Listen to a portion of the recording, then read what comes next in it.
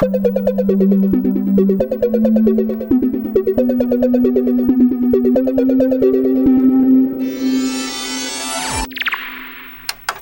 my beautiful bastard of friends, male and female, he and she, they and them, and everything in between. We don't discriminate against genders here, because it's 2020, bitch. Hey, look, if you really, really, really want me to call you, like, Z, fucking I'll do it. I don't care. I don't give a shit. If you really want that, you just gotta tell me. I'd do it. I'll call you whatever you want, baby. That was sexual, guys. I'm not supposed to be sexual on the podcast. I have a wife. Don't get any ideas.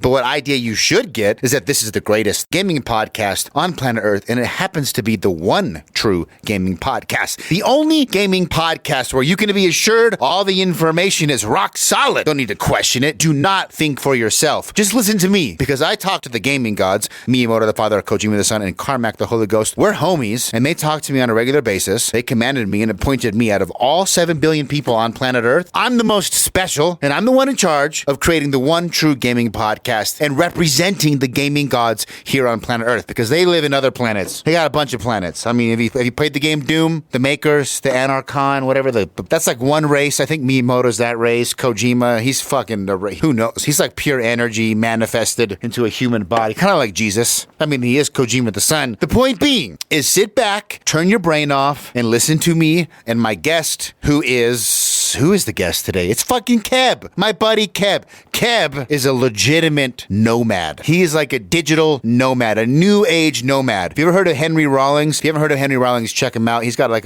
he's been on a billion different podcasts. I heard him on Rogan. Oh, I know. Oh, fucking Rogan. Everybody listens to Rogan. Rogan's like fucking Oprah for men, you big dummy. Yeah, well, he's goddamn taining. Sue me. I heard him on Rogan. Cry me a river. Look, he's a badass. And he basically has made fuck you money, and he travels the world and writes poetry and just visits. He doesn't even get told. He has a lady, his travel agent, that just essentially picks a place, doesn't even tell him where he's going, tells him what to pack. He shows up at the airport, and he'll fly somewhere with a one-way ticket, and he'll live there until he gets sick of living there. And then he'll live somewhere else. And he just writes and does poetry. He lives that romantic nomad lifestyle that everyone kind of dreams about, but no one actually has the balls to do. Well, my buddy Keb is essentially the same thing, but a 2020 version. I've known this guy for a long time. He's a hardcore gamer. Dude's been gaming since I met him. We bonded over gaming. Spoiler alert, we bonded over smoking the devil's lettuce. Oh no, they've been getting high on the reefer. Yeah, back in the day, we grew up for those of you who don't know, I'm from Utah. You probably do know this. Utah's got a lot of Mormons. It's a very religious community, especially in Utah County, south of Salt Lake. Salt Lake's been chill for a long time. Utah County, not so much. So Kev and I bonded because we were part of the underground, the apostates, the devils, the sinners. Those who partook of the devil's lettuce were not welcome in the halls of Valhalla. We weren't welcome, so you had to do it on the DL. And back in the day, it was almost like you were choosing sides. You would be immediately exiled from having a friendship with a large portion of the local population if you were open about smoking weed. Well, Kev and I both were open. We were like, fucking rip that Band-Aid off. If you don't want to be my homie, if you don't want to date me, if you want to, like, fine. But I smoke weed and I like it. And I remember Keb being one of the first people who was just very open, didn't attempt to hide it. And where I grew up, that wasn't normal. It wasn't normal. And it took me a while to get there too.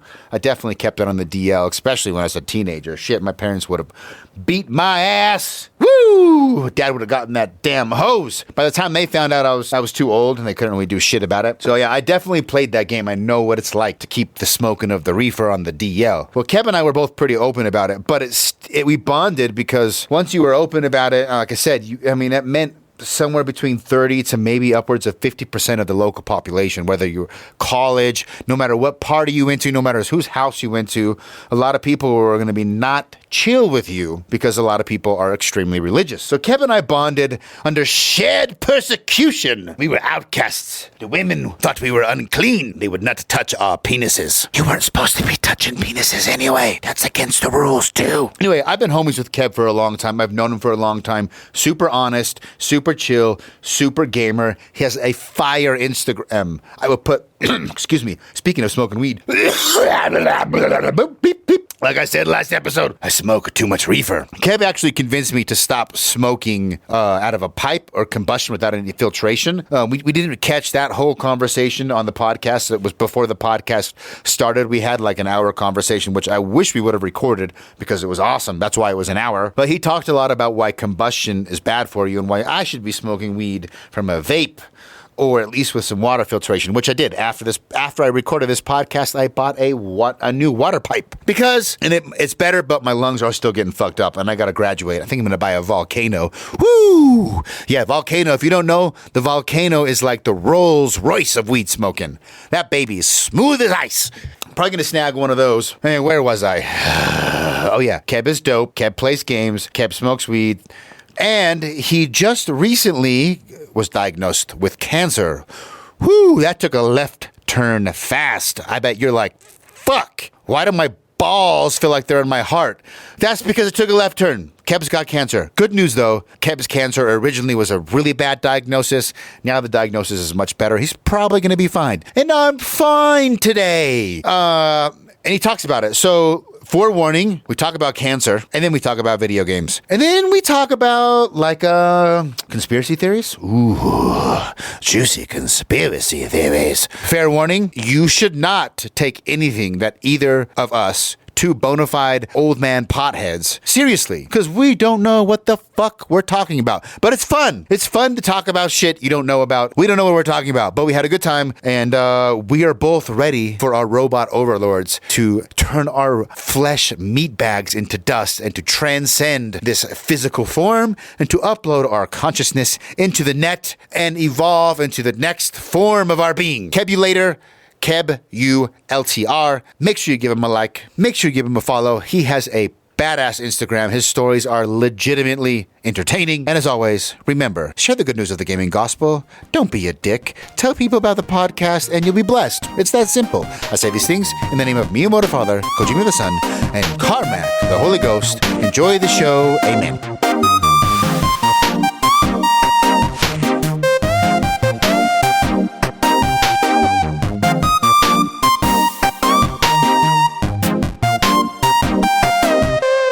What's up, dude? Nothing much. Just got to Utah. I wish we were recording a bunch of the shit we were talking about. It's all good. I know you game a lot. We'll get into the games, but I want to talk about your cancer story so far because I think that's like an interesting part. Yeah, absolutely. I have been struggling with a lot of knee pain for the past 3 to 4 years. And I got a job in Utah where I was just working at a call center. And I noticed it was just persisting after I was using like the elliptical and playing basketball. And I didn't know why it was hurting at work when I was just sitting down at a call center. So I went to the doctor here at Intermountain Healthcare, right kind of by Murray or whatever, and got x-ray, met with a doctor, inspected everything around my right knee and said that there wasn't a problem. And so I didn't think much of it. And he told me to ice it and use some ibuprofen, thought it was some sort of an activity related sprain or something like that. So that's exactly what I did for years. I just took ibuprofen and it was a very intermittent pain that from 2017 up until about 3 months ago was really I could deal with it.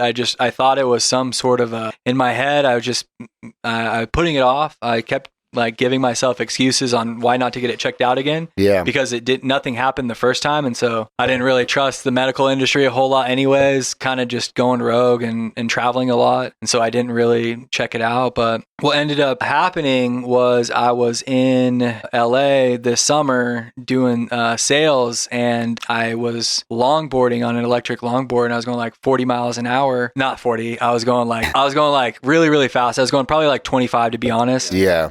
I was just flying, and these are like the fastest little electric longboards money can buy. But they're from China, and and of course. And I straight kamikazed off this longboard, and I just ended up having a near-death experience where I wasn't wearing a helmet or anything. I've got the video on my phone. I was recording while I was on the longboard, And what ended up happening was I cut up both my wrists real bad, and I cut up my shoulder real bad, and ended up having to go get one of those shots, the tetanus shot. And so since I got the tetanus shot and everything, and I was feeling like off and stuff, and I was like, I've got some health issues right now. I knew something wasn't right, and with my mental health, with my physical health, all that. And so I knew my knee problem was getting worse because I was limping. I literally couldn't walk at that point. And so this thing just never, did you have any periods of time where it felt like it was getting better? It was just constant? It was so intermittent that it would be like hell one day and I couldn't even notice it the next. Oh, that is weird. So with that kind of pain where it's not fully chronic, you don't, and because I was doing so good with self-medicating, smoking weed, taking ibuprofen, not eating like super shitty, but still compared to what the health that I'm at now, like, yeah, just basically kind of like in survival mode, just ignoring it. And so kind of backtracking to the longboarding accident, after I got that shot and my scab started healing, I was limping around and I was like, I've got to get this taken care of because I'm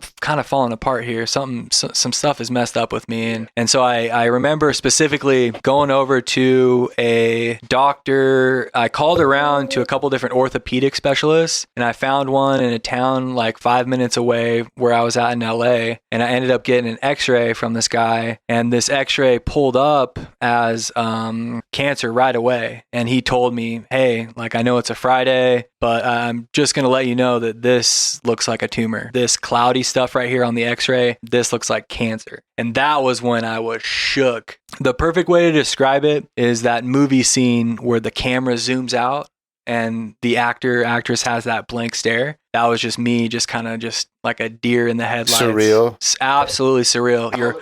What year are you born? 87. 87. You're a couple years. All right. So, excuse me. Damn, son. I got to stop smoking that butane shit. Yep. Side note, he just schooled me on why I got to stop smoking weed out of a regular pipe with a regular lighter. And I think he's right. I had already been suspicious that the lighter was causing problems. Combustion in general causes problems. Combustion. So you're introducing so many other chemicals to weed when you're combusting it. It's just the truth. Yeah. And I really underestimated that for years. I mean, I've been smoking weed for, 12, 13 years, like pretty consistently. It's catching up to me. I haven't, you know what's weird? I've been doing the same thing with the cancer. I put off the coughing attacks because then I'll go train. I breathe fine. Like I never have a problem breathing when I'm like working out. I never cough. So I thought like that must mean I'm fine. But your story is kind of making me think maybe not. You can't just put something off because it's not chronic. Yeah. Especially like when you get into your 30s, that was when the writing was on the wall. And I think it's pretty much the same for everyone. Yep. So you are, that was the reason I asked your age or the year that you were born. That puts you at like 32 when this happened? 33, yeah. 33? 33, yeah. All this happened this year, right after my 33rd birthday. Yeah, exactly. So that's the surreal moment where like you think I'm too young to have cancer. Like how is this happening? Or did you accept it pretty quick? I didn't think that I was too young to have cancer. It was more of just a WTF moment. Yeah. How are we on language with this? Say what? What are we doing for language on this podcast? Whatever you want to say. All right, that was my what the fuck moment. Yeah, don't worry about it. That was my big WTF moment was just how, where, why. Yeah. All those questions. And the thing was is the doctor said I had cancer. No, excuse me. He said this looks like cancer. Because just the x-rays, exactly. They have to get it tested to officially say 100%. Yeah. And when they refer you to the oncologist, that's when you know. Actually, speaking of which, that's when I got my first tattoo, which you hit me up about, which was really cool because you were kind of like, hey, man, you went and got her done. And I was like, yeah, we grew up kind of the same sort of values and everything else like that. Tattoos, no. The big no. And to wait, like so late in the game, to get one was kind of like a big thing compared to most people that, typically get one on their 18th birthday or whatever. Yeah. And by most people, non-LDS. But kind of backtracking to that. So right when I got referred to the oncologist, I went and got a double sword tattoo to symbolize the battle because I knew I had a fight ahead of me with cancer. So this is before you heard about even the first diagnosis. By the time I got my x-ray and I met with him, I had Google. And so I could pretty much figure out that it was osteosarcoma, Ewing sarcoma, but we'll save the other one for later. Anyways, I pretty much knew it was osteosarcoma. I went to an oncologist at USC because that's who the orthopedic specialist referred me to. And so going in and meeting up with him was super cool because I got to have my sister there with me. And thank God, because I was a wreck. Leading up to that moment, true fight or flight feelings are really at play. Very, very primitive type of feelings are there because you realize nothing else matters. There's everything else in the world, that you've been occupying, your mind with, your heart, whatever. And now you have one thing. There's only one thing. That's survival if you want to stick around, you know what I mean? And so, And so going into that, my sister flew down from Washington to LA. So she was like a little, Beverly Hillbilly, kind of going from our little farm town and stuff to LA for her first time was kind of like, she was just like, whoa. Oh, that was her first time. Kind of, yeah. She had gone to like Disneyland and stuff, but like that's not my version of LA is like... I'm in the trenches. I like it. Yeah. To a certain extent. We'll talk about that. But anyways, so going back to the oncologist, he inspects my knee, looks at the printed x-rays, and I didn't have insurance yet. So I had to pay like $500 out of pocket. Thanks for the dono, by the way. No worries. Yeah. So I had to pay a bunch of money for that. And then he confirmed at that time pre-biopsy that it was most likely osteosarcoma. And that's what he hit me with. In hindsight, and talking with other friends, that's what doctors do is they hit you with the worst at first. Yeah. Because it can only get better from there. And then after... And for those who don't know, I didn't know until I talked to my brother who had cancer. Osteosarcoma it's a bitch of a strain. Very lethal. Yeah. It's not a good one. No chemo, right? Like it doesn't respond to chemo. Oh, you got to do aggressive chemo to get it shrunk down, and then you got to rip out your bone and replace it with metal. It's called LSS, limb salvage surgery. So that's what you went home like, okay, this is what's going to happen. That's why I had the two swords on there. I knew it was a battle, and I knew it was osteosarcoma. Well, at that time, I had the understanding that it was osteosarcoma. So then we move on to the biopsy. So I get to my biopsy at like 5 a.m. and get all, dressed up for surgery, get sliced open and come to, and the oncologist says, you've got lymphoma. And I said, what? And he's like, yeah, you don't have osteosarcoma. And I'm like, what does that mean? He's like, that's good. And I'm just like, what? And how did that feel? I mean, you're smiling ear to ear. Yeah. That was good shit. Yeah, I'm just like, I'm like, wait, what? Why is he saying that's good? This whole time, I thought I've basically had a death sentence because I had been carrying the disease for so long. Yes. And this is a type of cancer that metastasizes and spreads to your lungs. And I was having issues with my lungs at the time as well. And I had a couple little nodules that popped up on my first scan. And yeah, I really thought I had a fatal disease, and I ended up in the ER twice in between the biopsy and the original meet with my oncologist. Oh, no. One was a nervous breakdown. The other one was a panic attack. Yeah, full. Just the stress of the whole thing, probably. Yeah. You lose everything. Yeah, and I'm pretty. Yeah, I'm very stable. All that mentally. Like people often like refer to me for like any sort of like crisis with like mental health or like, any sort of like emotional advice. People usually like hit me up for or like will talk to me a lot about, But with this, I just thought I ended up in the ER twice to get an ER to get an x-ray of my chest because I thought I couldn't breathe because I was having like some issue with my lungs. And then I had another thing at the ER where they did a ultrasound of my tumor because my tumor it was growing and I couldn't figure out what was going on. It was just throbbing. I had a throbbing softball-sized tumor. Oh, yeah. Yeah, like this was full on like big bulgy cancer type shit, like crazy, man. Yeah, and late in the game too. I didn't catch this shit early. Yeah, that's the. So you get the results like, oh my God, then they tell you this is a much more treatable version. So yeah, actually they didn't tell me anything. And I was high as fuck on Percocets, and so That's true. And so I got my paperwork back, my discharge paperwork, and it said leukemia. They had miscoded my paperwork to leukemia. So for a few days, I thought I had leukemia, and I hit up a Facebook group. This Facebook group that I hit up was called osteosarcoma, and when I hit them up with my biopsy results, they're like, "Hey, you don't belong here, man. You're good." And I actually had to do some Googling because they miscoded my diagnosis code as leukemia.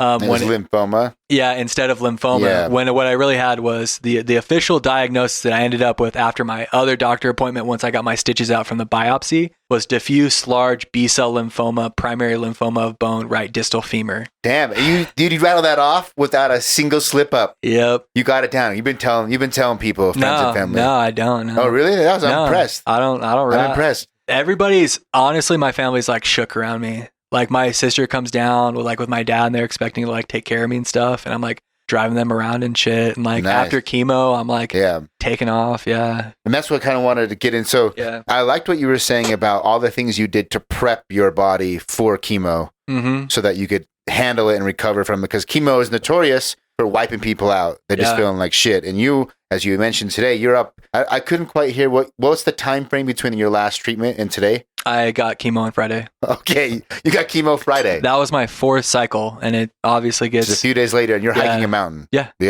So what if you were to say, like, okay, the idea I had when you were telling me, like, all right, if this helps his body deal with the strain of chemo, what would it do for someone who doesn't get chemo? I'd probably feel like, and I'm curious, kind of like give a rundown of your regimen of prepping for chemo. I just flipped a 180. I took on an all alkaline diet. I only drank 9.5 pH water. So only alkalized water. And I stuck strictly to an alkalized diet, fully vegan, nothing but organic fruits and vegetables, period. And like mostly vegetables, lot of spinach, lot of colorful foods. And how much time from when you switched your diet to your first chemo, like how much run ahead time did you get with your diet before you had your first treatment? I had a while. I had like 2-3 weeks of. Okay. No, I actually had like closer to a month. Yeah, of like prep time between getting official diagnosis and my first chemo. I had like a full month to kind of prepare for all that.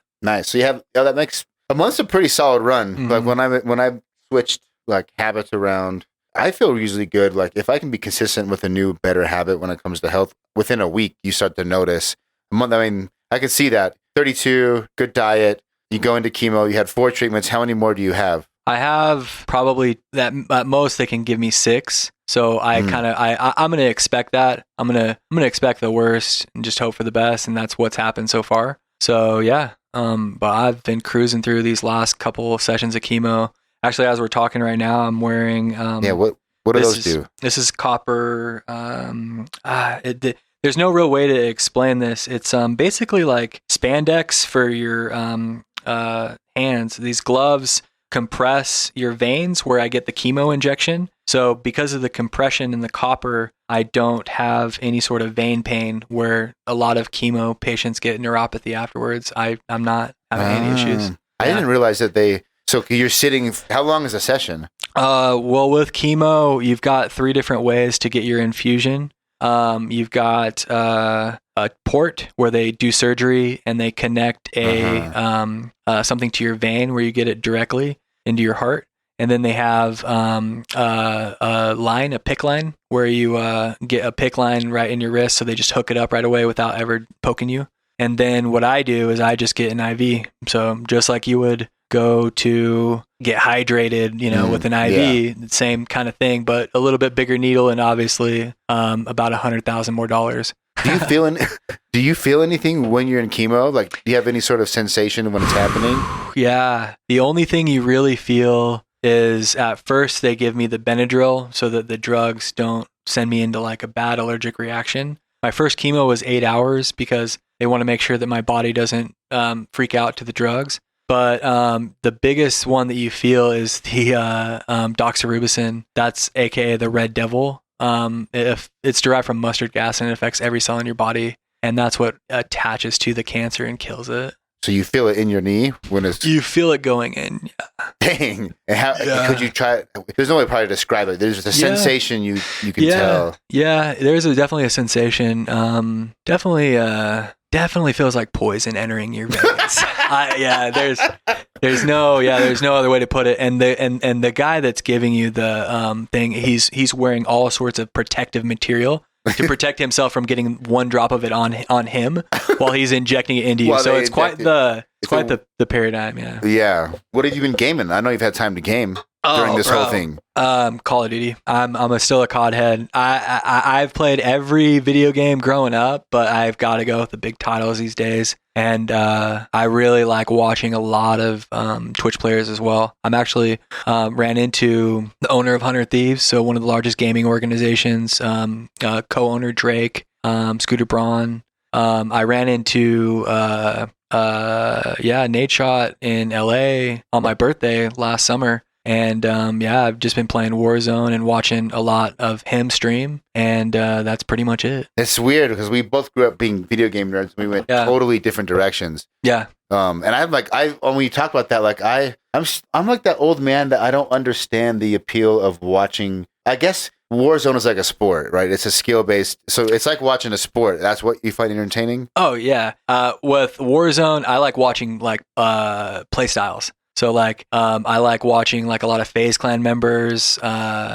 Swag is one of them. Also Nick Merckx on Twitch. These are big names. Yeah. Everybody recognizes these guys. Superstars, millions of followers. But yeah, you watch their play styles, what they're running with their guns. So attachments. So I'm like, okay, this guy's got a hollow sight, and then he's running this barrel on an M4, and then he's got a C4 attachment with and then you copy those attachments, and then you copy their play style, and that's what all the kids are doing these days, and myself as well. You learn how to get super good, and then you play around with it's almost like, it is in a way that you could have swapped out that whole whatever run on you did, whatever you call it, what a paragraph with jiu-jitsu, and it would make total sense. Mm-hmm. Right?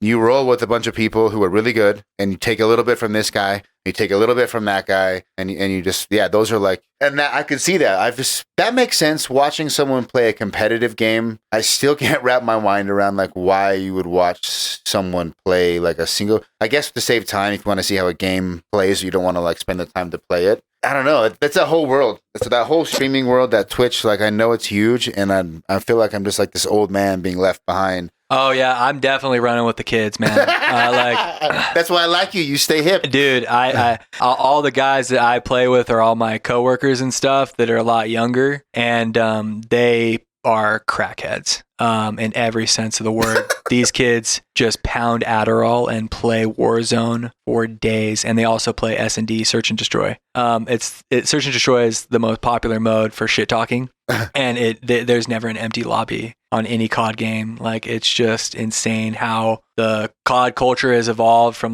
Modern Warfare 2 to on Xbox 360 to people on PCs running, RTX 2080s, and it's just insane. And then the controller keyboard debacle, and then the also issues with ping and all this.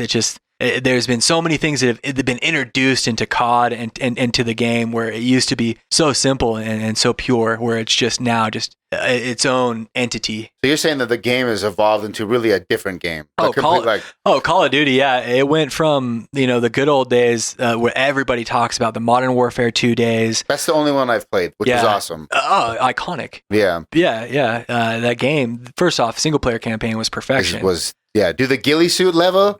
That was, dude. Yeah. Woo! Yeah, and just for overall an immersion, that game, man, take me back to when I first played it. It was at my parents' house when I was visiting, and it first came out, and I was visiting for Thanksgiving and Christmas in Alaska. I remember playing it upstairs in the little attic space that they had cut out for me with just a little bed. And yeah, I remember exactly where I was when that game first came out and where I played it. Good times. See, as far as a single player campaign, now even with the new COD, they reintroduced a single player campaign, and they didn't even have it in the last one, Black Ops 4, because they knew nobody was going to play it, and they wanted to rush out a battle royale because Fortnite had blown up, obviously. And so with this new Warzone, I haven't even played the campaign because I play online, and that's kind of the shift. Is everybody's moved away from the single player campaign where it's all online only, and it's gone from multiplayer team deathmatch to battle royale now,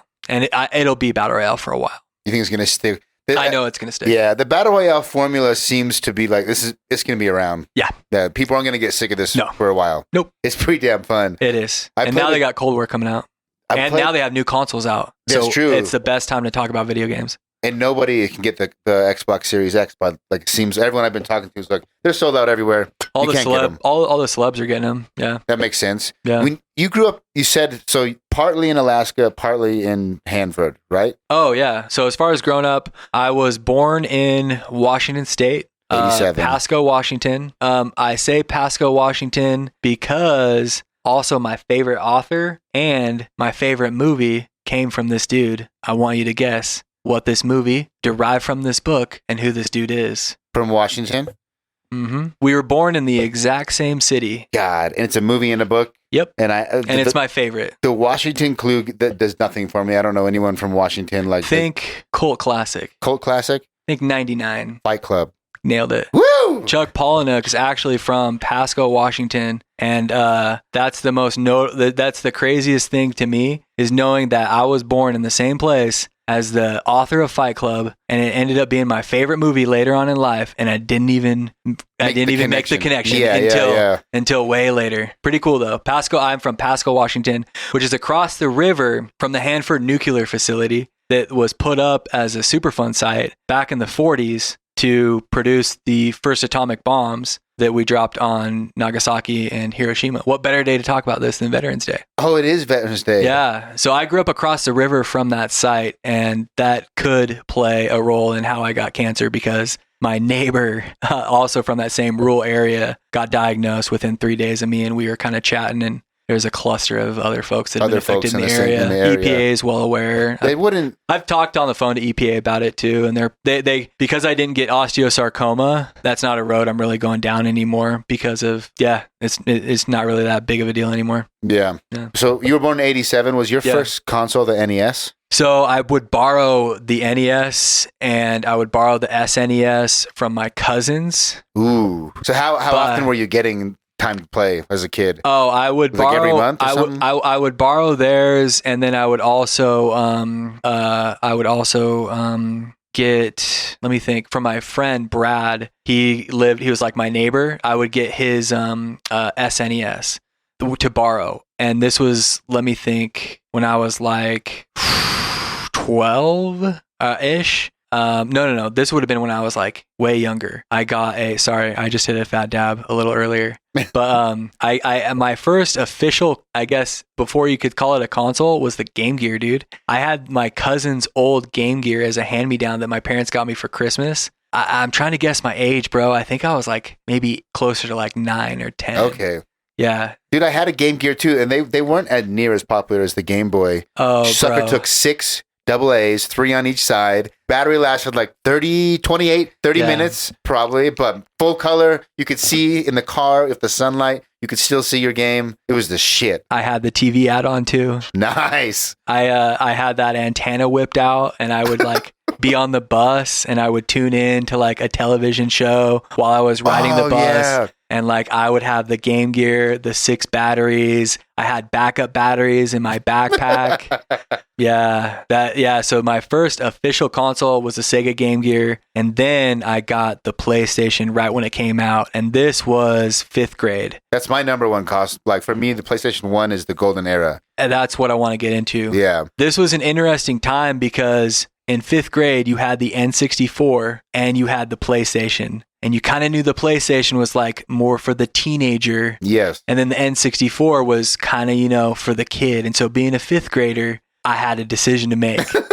Are you going to be a cool kid or a bitch? I think like most of us at the time, we had worked out some sort of wager with our parents in order to obtain the one of the Holy of Holies. Literally, the only thing that mattered in life the only thing that mattered this time was a Nintendo 64 or a PlayStation. I don't remember anything else existing in my world at that time. And I remember my friend Ryan, he got the 64. And I remember playing Super Mario 64. And I was like, okay, he's got this. This is really cool. I can go over to his house and play this anytime I want because he's my good friend. Yeah, I have access. Yeah, and so I'm like, I'm going to get the PlayStation. Nice. So yeah, I ended up getting the PS1. This would have been 95. Right, I got it, right when it came out, the PlayStation 1. And then I was a demo disc hoarder. I got all the Pizza Hut demo discs. You're the only person to bring this up. People forget you could get demo discs from Pizza Hut. And there Walmart. was like 12 or 13 and Walmart. total. Yeah, and Walmart too. Yeah. I had a demo disc. I did a video of the demo disc. Do you remember the T-Rex demo and the Manta Ray demo? It was like not even a game. You could just control the camera and it was a T-Rex walking. Probably. That's deep in the archives, the memory archives. Yeah, that's like, but there was, they had all these like regular Cool Borders, Too Extreme, WrestleMania, Jumping Flash. Those were all on like demo discs. Yeah. Yeah, I had some crazy games, and back then I played so many games on those demo discs where I could explain the game, but I can't tell you the title. But yeah, I played all sorts of Polygon games on those demos, puzzle games. What else did I play? I played a lot of Mech Warrior, and then fucking Tekken took over. Yo, I didn't know you were into fighting games. I've never seen you. So you had at least a period. I was obsessed with Tekken 1, 2, and 3. Fully obsessed. I remember growing up and playing Mortal Kombat and Street Fighter 2 Turbo a lot over at my kind of like over my cousin's house, you know, previous console generations there. And when Tekken hit the scene, especially Tekken 2 and 3, and I was having my friends come over after school, that was the shit. We would have our favorite characters and we would just go at it. Right now, I've got Tekken 7 and I don't play with any particular character. He's playing around, yeah. Yeah. Back in the day, I couldn't even pick a favorite, man. I played them all. As far as like Tekken 7 goes nowadays, I really like Devil. I play with Devil a lot just because I've kind of felt like, I don't know, that type of energy. Yeah. So I play with like Devil Jin a lot. I was either Jin or La were my two. Oh, okay.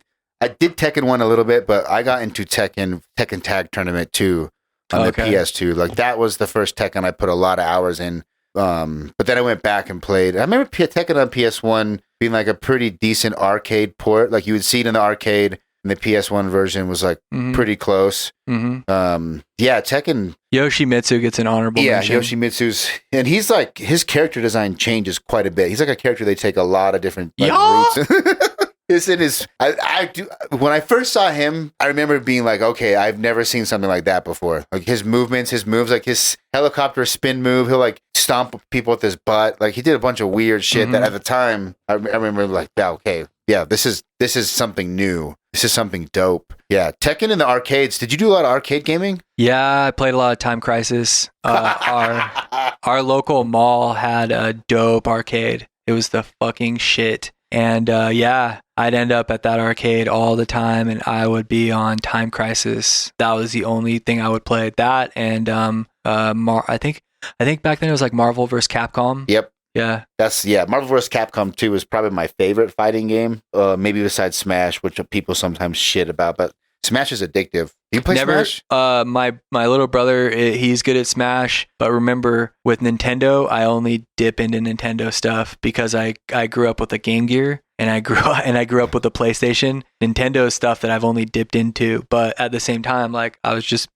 playing fucking Mario Run the other day, just for a little boredom sesh, Yeah. What other games from the PS1 kind of stick out to you? What was it? Jet ski game. Jetmoto, yeah. You are the first one to bring that up. Jetmoto 1 and 2, huge. Yeah, PlayStation. I had Kilik. That was a game I could never understand. That was like the first fucking game that came out on the PlayStation, and it was at GameStop for like $8, and it was like the only new game I could buy. I hated that game. I think anybody that ever played that game hated it, but I think they were just trying to push like the first-person shooter type game onto that console so early. And then Tony Hawk 1 and 2 took over my life. Yes. Have you played the remakes that were remasters, whatever, that were just released? I already beat it. By beat it, I picked Shane O'Neill and I played through like the little story mode, and I played the shit out of that game already. And shit, yeah. Yeah, that's tight. I really like. I do have the new version. I really like it a lot. In between the Tony Hawks, I also really like the Skate series. Skate 1, 2, and 3 on Xbox 360 were really fun. How do you feel the remake of Tony Hawk's to the original? Good. You like them? Love it. Yeah. I thought they nailed it. Yeah. And I've gotten to meet some pro skaters too, kind of like throughout life. And so kind of messing around with the characters is super cool. I got to meet like Nigel Houston at a party once, and then got a bunch of friends that know him too. So yeah, that was neat. Just kind of having him as a playable character. And another cool thing too was back when I played fucking Tony Hawk, I was so obsessed with that game that like my parents would go to the fair where we would show like our animals to sell for 4-H. We raised livestock as kids growing up on the farm, and we brought our camper out, and we didn't have a TV. And so I rigged my PlayStation 1 up to my family's camcorder screen. And Dude, that's some MacGyver shit. That is clever. Because I did, we had like the one big fat TV at home, right? Yeah. And then I had like an old, I had like this old like clickety TV, and I had the RF signal going in, not the analog. And I remember I rigged up my PlayStation to the camcorder, and I played on a 3.25 inch screen, and I would rip Tony Hawk Pro Skater 2 on a camcorder screen.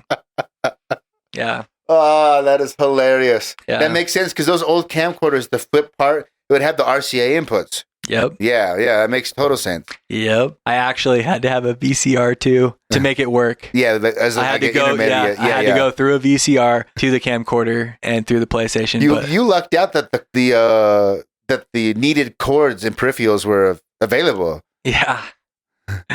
Oh man, that was the shit back then. Was Tony Hawk 2 and just high score, like always talking shit. What was your high score on the Marseille France course or whatever? Oh, I got like 120,001 trick. No way. Yeah, those are the best. Has there ever been a single player game that is, because you seem to gravitate? Of course. Splinter Cell. Splinter Cell. Hell yeah. Oh, dude, Chaos Theory. The first one was good, but Chaos Theory to me, like, that's the second one, right? It goes, yeah, that's the second one, Chaos Theory. My memory is so foggy with Splinter Cell, but yeah, I remember that was a big one for me. And then dude, there was my cousin that was getting big into Grand Theft Auto at the time, and I wish I would have, but I was just too young. I would play a lot of Crash Bandicoot 1, 2, and 3, especially like Cortex's Revenge. That's probably where I have my fondest memories of a single player campaign. Nice.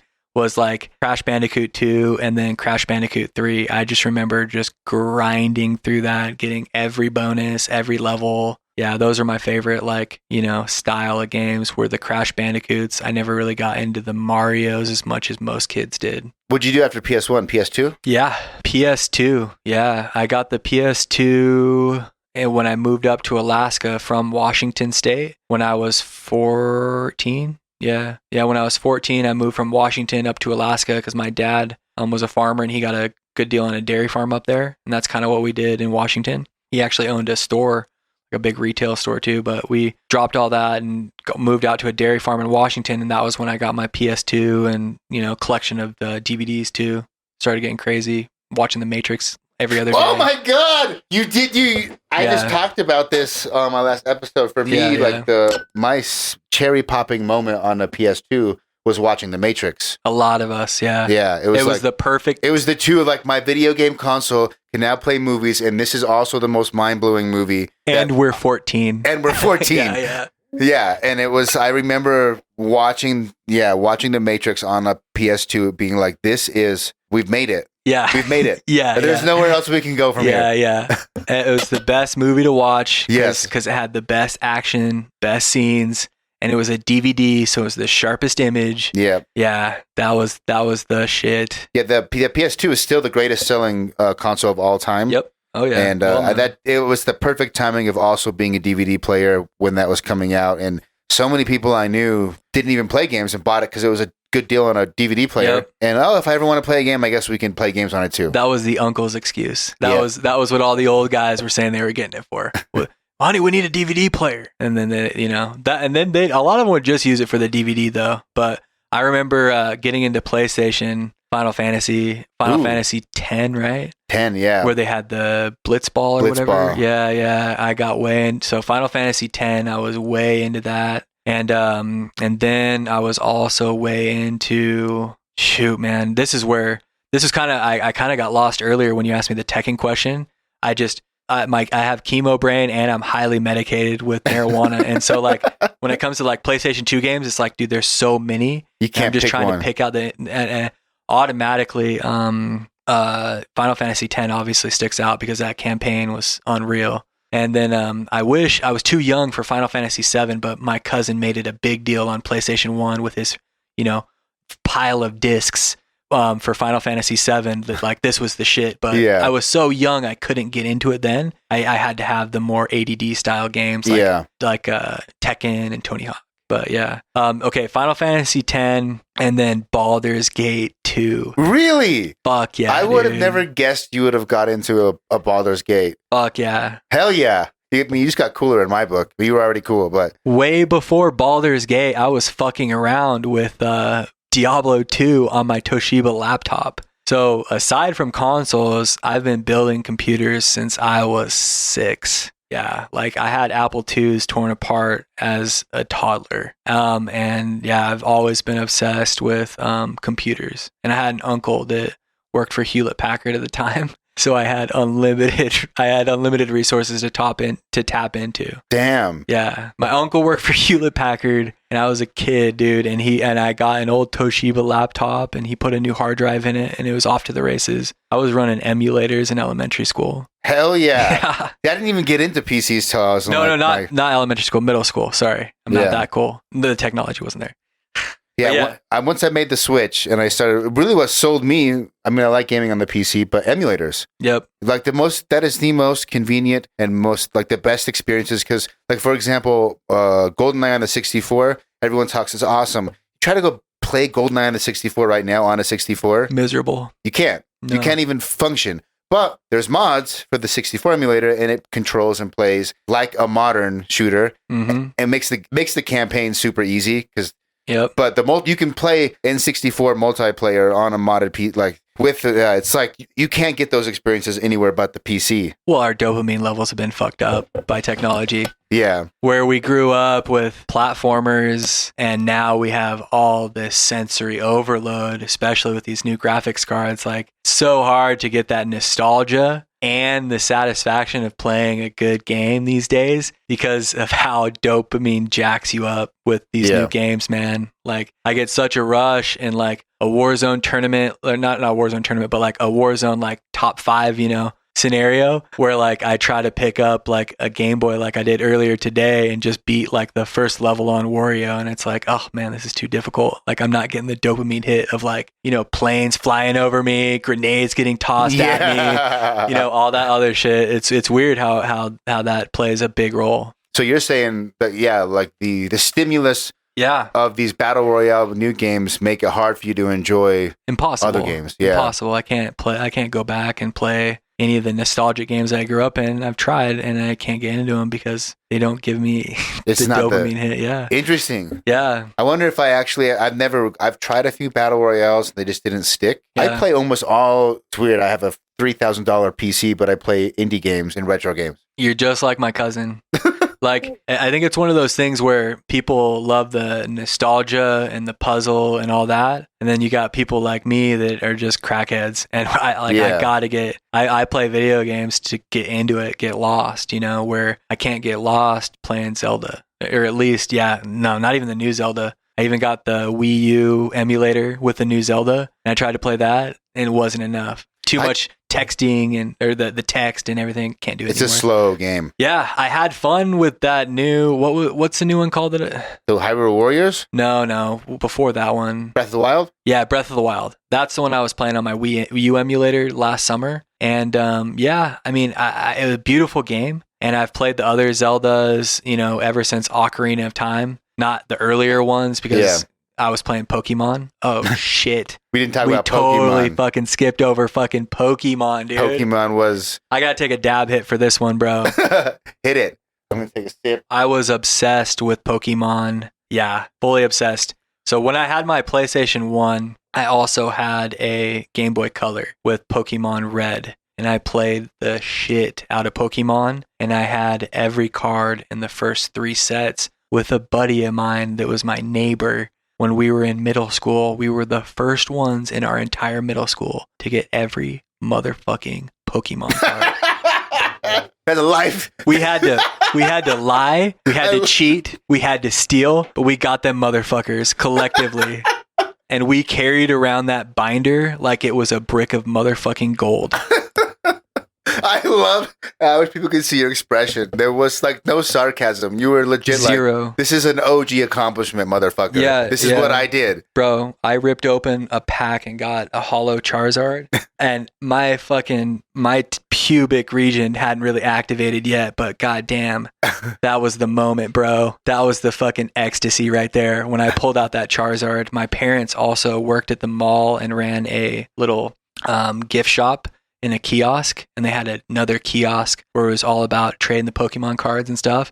And I would go in there and I would trade. I would go to school and I would trade. I was a trader. I was fully Pokemoned out. We would battle with the cards. We would link up our Game Boys, Poke Battle. Fuck, when the movies came out, man, drove up to Seattle, met up with my cousins for the first Pokemon movie. Holy shit. I was so obsessed with Pokemon cards that my fucking mom, sorry mom, my mom ripped up my mom ripped up a Pokemon card when we were on a road trip going to visit my cousins for Thanksgiving. I'm actually here in Utah at the time, and I remember I was teasing my sister or something, and my mom's just ripped up a Pokemon card, and it was like one of my holographic ones, and I just remember just bawling, dude, over a piece of cardboard.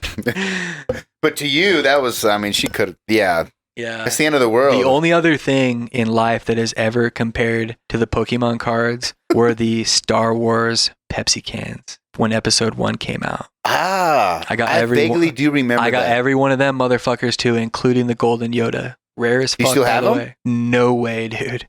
Those disappeared a long time ago along with the Pokemon cards. You still have the cards? Pokemon cards? Nope. I don't carry anything around, no. You're everything like I carry around is digital. Yeah. I've got everything digital backed up since fucking 2005. Yeah. That's it. Yeah. Everything I have is on the cloud now. Like, I don't carry anything physical anymore. Yeah. Except for, I guess... Literally my computer. That's it. Your computer, yeah. You're only playing on... You're playing on a laptop, right? No, I carry around a small form factor PC. Nah, how big is it? Size of a shoebox. Literally. What card does it have in it? Right now, just a GTX 1080. That's not a bad card. Mm-hmm. Not bad. And it works just fine. I still play all the latest titles and everything else like that. I got like 32 gigs, DDR5, and then I got an i7. Yeah. I don't need anything new yet. And it's the second version of my build. Yeah, I love building computers, man. I really like small form factor PCs, and I'm going to build a 7-liter next with the new RTX 3080. The 3080? Yeah. I'm going to probably do a new build soon, and I have been looking at small form factors, or this could actually be I was not planning on talking about this, but I didn't know you were that into building computers. I really want to build an in-computer, like a desk, where the desk is plexiglass. Yeah, I've seen a bunch, yeah. I've thought about it. Yeah. But I don't want the desk to be super thick, and there's some problems. There's just a lot of woodworking there, Yeah. so you really got to do a shit ton of woodworking with that. I did find a product from a company called Liang Li. Yeah, I've seen other cases. I'm on PC part pit. I take apart my computer just to clean it on like a bi-weekly basis. Wow, really? Yeah. I love computers. Yeah, and like I'll sell RAM and just buy a different brand. Just Dude, get I should higher have you clock redo. speeds. Help me with my cable management. Yeah. I need to rework my computer. I am kind of a little sloppy with cable management. You though. are? Yeah, I kind of just throw it in You there. don't care? Because I have a small form factor PC, it's all closed in anyways. You don't see anything. It's a bitch, dude. Like when you're building like real small, you just kind of cram it in there and shut it up and run your fans high. Yeah. My shit's water cooled though. I just put in a water cooler last summer and got a nice little, cause there's always kind of been the debate between air and water cooled, and both are actually really good. So certain small form factors, nowadays you can only go with water cooled. So I was going to say you can save space with water. Yeah. Yeah. I went with a nice, just 2-fan, like 240 millimeter radiator. Love it. So you're just rolling with basically some clothes and a PC? Yeah. That's like a modern traveler, a modern vagabond. Like, yeah, that's all you need. Yeah. I'm in LA a lot. I'm in Vegas a lot. I'm in Utah a lot, and I'm in Washington a lot. But I'm never in either of those places longer than like a few months. I'm always bouncing around, and yeah, I usually just rent out a room, and then I do a lot of Airbnb and a lot of Uber, a lot of walking around.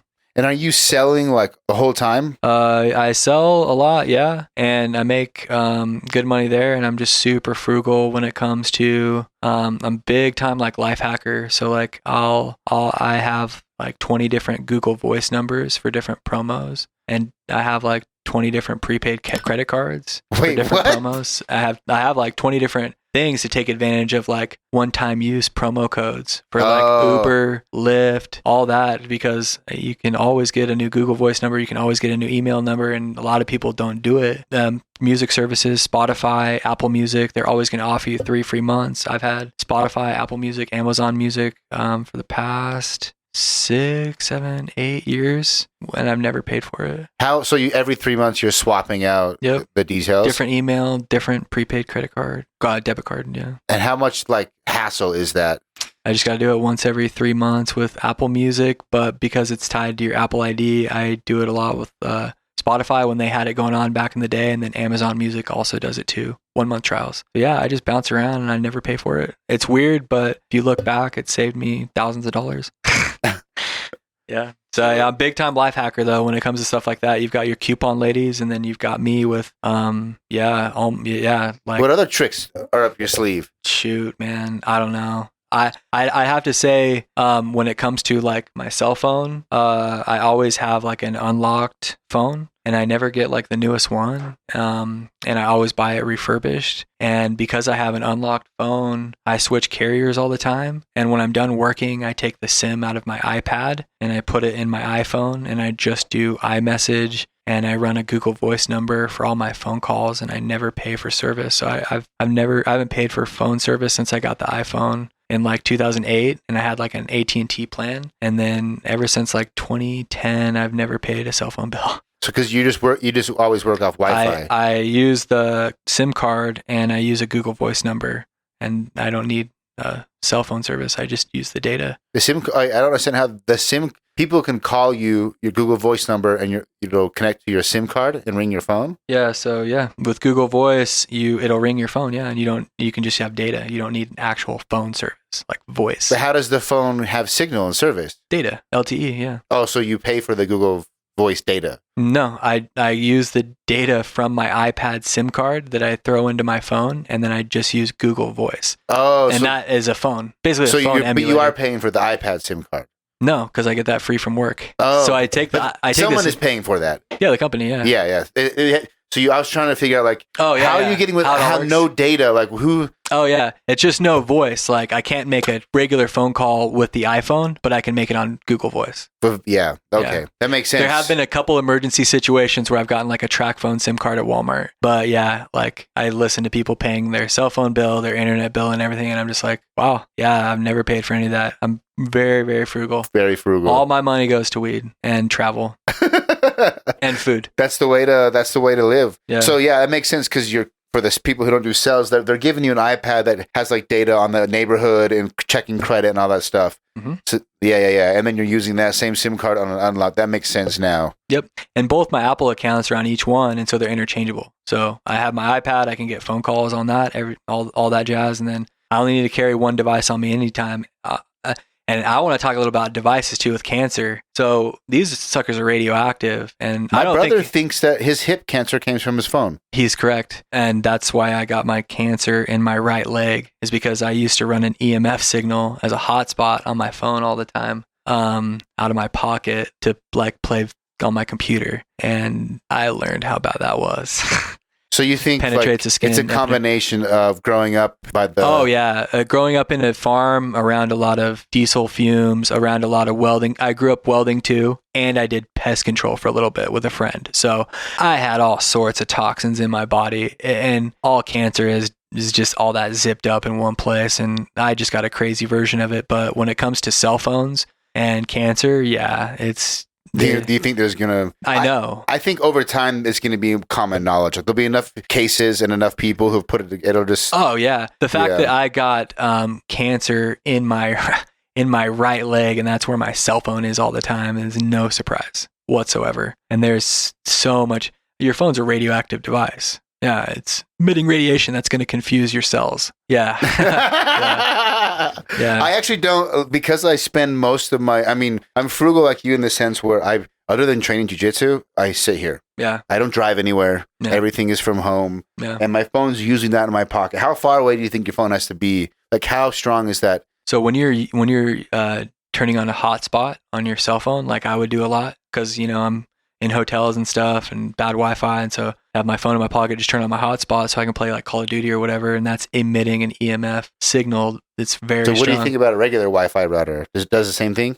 Because I've always been stressed. My kid, our only place we can do my Wi-Fi router in my house where it comes in is where my kid's room. I'm always like, fuck, am I fucking them up by their sleeping? Yeah, I'm not the person to talk to about that, but when it comes to like cell phones, it is a radioactive device, and there's no surprise that I got cancer in my right leg, and that's where my phone is all the time.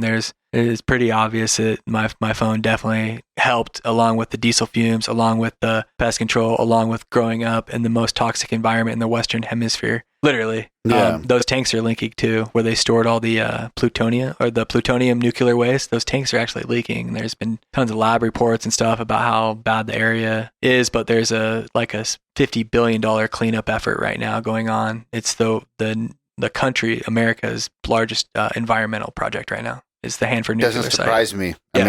Yeah, and I've gone down deep rabbit holes there and found all sorts of people who've gotten fucked up from it, from my area, just in a previous generation. Where now it seems like the hospital I'm at right now is actually scaling up, I think, cancer with tech and a lot of the food product, a lot of the problems with food, especially feeding such a large population. A lot of pesticides, a lot of soil degradation. I think cancers are just going to keep going up with the population. Just kind of the way it works. What have you found anything, and since you did this huge deep dive because you have cancer? Yeah. What have you found of people? What can people do to like deal with those toxins before it gets to the cancerous level? Right. Like, so I was always self-medicating with weed, and obviously there's tons of studies showing how that helps cancer patients and stuff, and I was doing that, self-medicating, just not knowing I had cancer instinctively. Plus, I've been a stoner since I picked up weed when I was like 21 or whatever,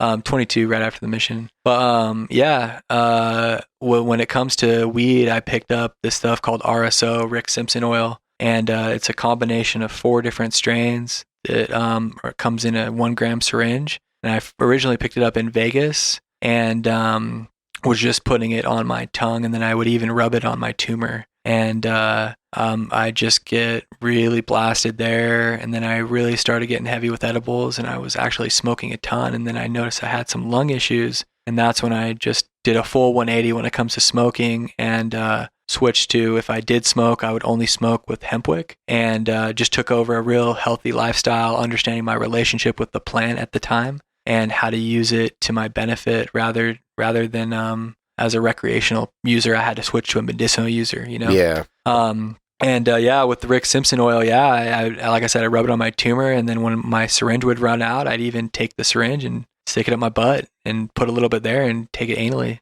because that's the highest absorption you'll get.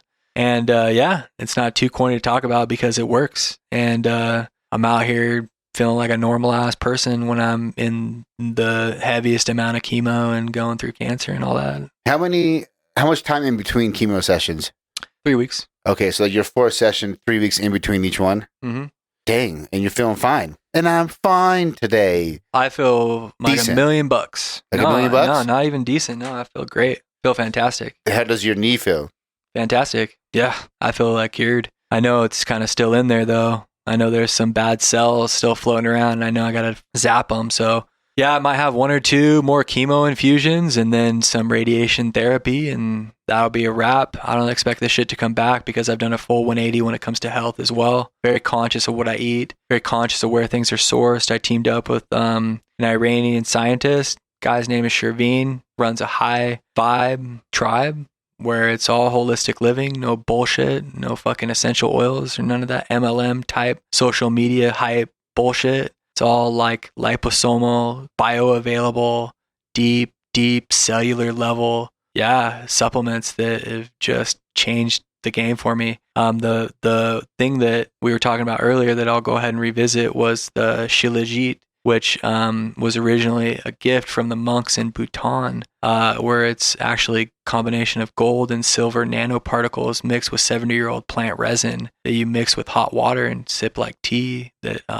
took me from being debilitated to walking. Yeah, that's the one. So you took it and went to bed and woke up and walked the next morning? Yeah, no, I took it and I felt it course my veins after chemo. After my first round of chemo, I came across this because a buddy introduced me to it.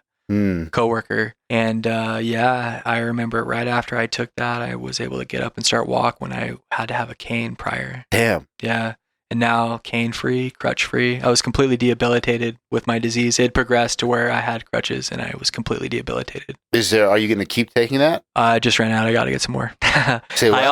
I just ran out. I got to get some more. I also take coated silver every day. So I take a drop of silver every day, coated silver with my water. I also take all of the Symbiotica products.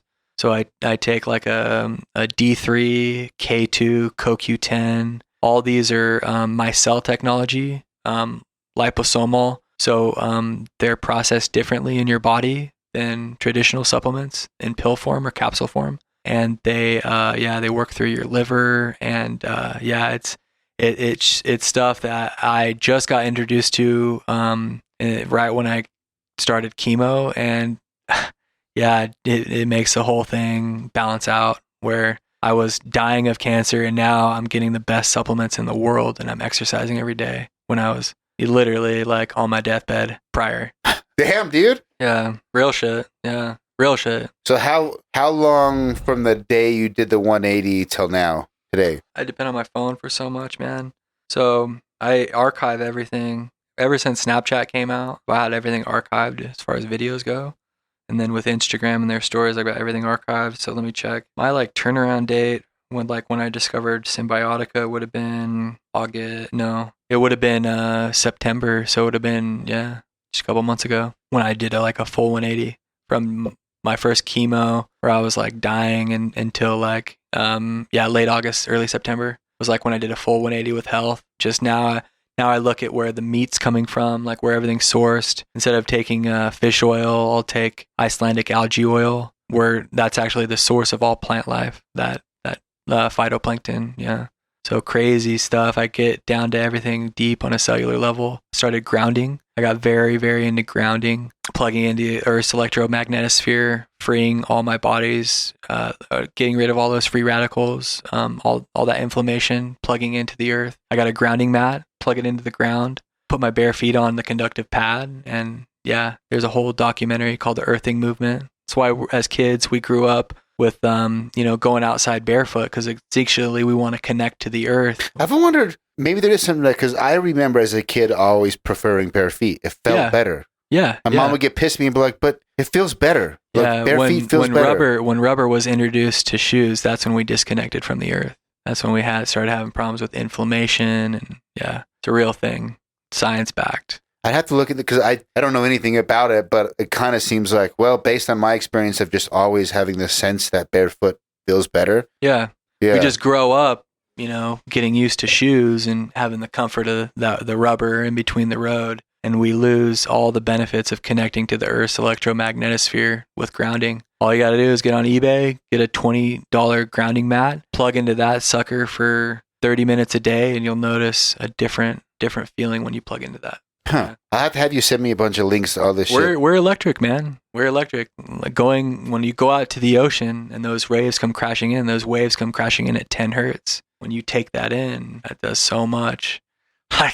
You're saying that might be one of the mechanisms what's going on, why the ocean feels so good and calming for people? Yeah, and look at how we're surrounded with Wi-Fi. Look at how we're bombarded with cell towers. Look at 5G, short band 5G coming out. Ugh, scary shit. It's interesting. My business partner and I are constantly talking about, and it kind of ties back into gaming, is how do you balance the fact that modern lifestyles, it's basically all geared against you. I see I see Ray Kurzweil's singularity unfolding right in front of my eyes. I see it all with coronavirus, everything. What do you mean? The simulation, the union where we're gonna ditch all of this and go to a where we're gonna allow technology and AI to replace humanity. That's what I was saying. And instead of human beings, we're gonna be human something else. We're not gonna be beings. I haven't thought, like, if you really can copy or download a consciousness to some sort of a computer. I've been doing that with my Instagram stories. That's my diary. But that's why not you. That's why I put out fire Instagram stories, because that's what I want to share, and that's what I want to. I have everything archived. I have everything backed up, and I have people that know my passwords and everything. Yeah, I literally have, like, ever since like 2005, I've kept an archive of data of my life, to where if I know there's going to be, can we talk about viral fame? We're talking about, wait, what? Yeah, I'm Reddit famous too. And that's a big thing that I want to talk about is, I had a picture of my parents pop up on Facebook when they were on vacation in 2017. And I was working at this call center, and they were with a stingray, and I noticed that the stingray was like smiling. Oh, yeah. I remember that photo. So if we're gonna go into the internet and tech and like AI and all that, might as well talk with someone that's like put themselves out there. So I ended up taking that picture and color correcting it a little bit to make sure that the smile like really stood out. And I posted it on my Instagram, and I got like a couple hundred likes right away, and everybody was commenting on the photo and how crazy it was that the stingray just appeared to have this giant smile on it. And so what I ended up doing was I kind of timed it where I was like, okay, I want this to bang on Reddit. I'm always on Reddit first thing in the morning. And so if people on the East Coast are going to be getting into work, they're going to be hopping on Reddit for something to kill time while they're logging into their computers. And I posted it at 6 a.m. on our picks. And by the time I got to work 15 minutes later, I had 800 upvotes. And then it went bonkers. I ended up getting #1 front page. I had I totaled 57,000 upvotes, and 82% like ratio to downvotes. And then I also had the co-founder of Reddit, Alexis Ohanian, give me a shout out on Twitter about the image. He said this Redditor took a phony picture with his parents on vacation. Then I got hit up by BBC. I got hit up by NBC. I sold I got copyright of the image, sold permission to NBC to use it, and then Ellen aired it 10 days later. Fuck yeah. How much did they buy it for? I won't say. I don't want to say it. Oh. Enough where it's like, it's not like, we'll give you $100. Yeah, it was good, but at the same time, it's one of those things where I don't want people to try and go viral for money. I want people to just live their lives and share their experiences on the internet without striving for anything. Yeah. I think a lot of people have an agenda to go viral, and they'll always try, but they never will. Where with me, it was just such a pure moment, and it honestly did kind of ruin me for a sec, because I developed a little bit of a God complex afterwards, because I was doing a lot of drugs. I was doing like a lot of cocaine at the time. And so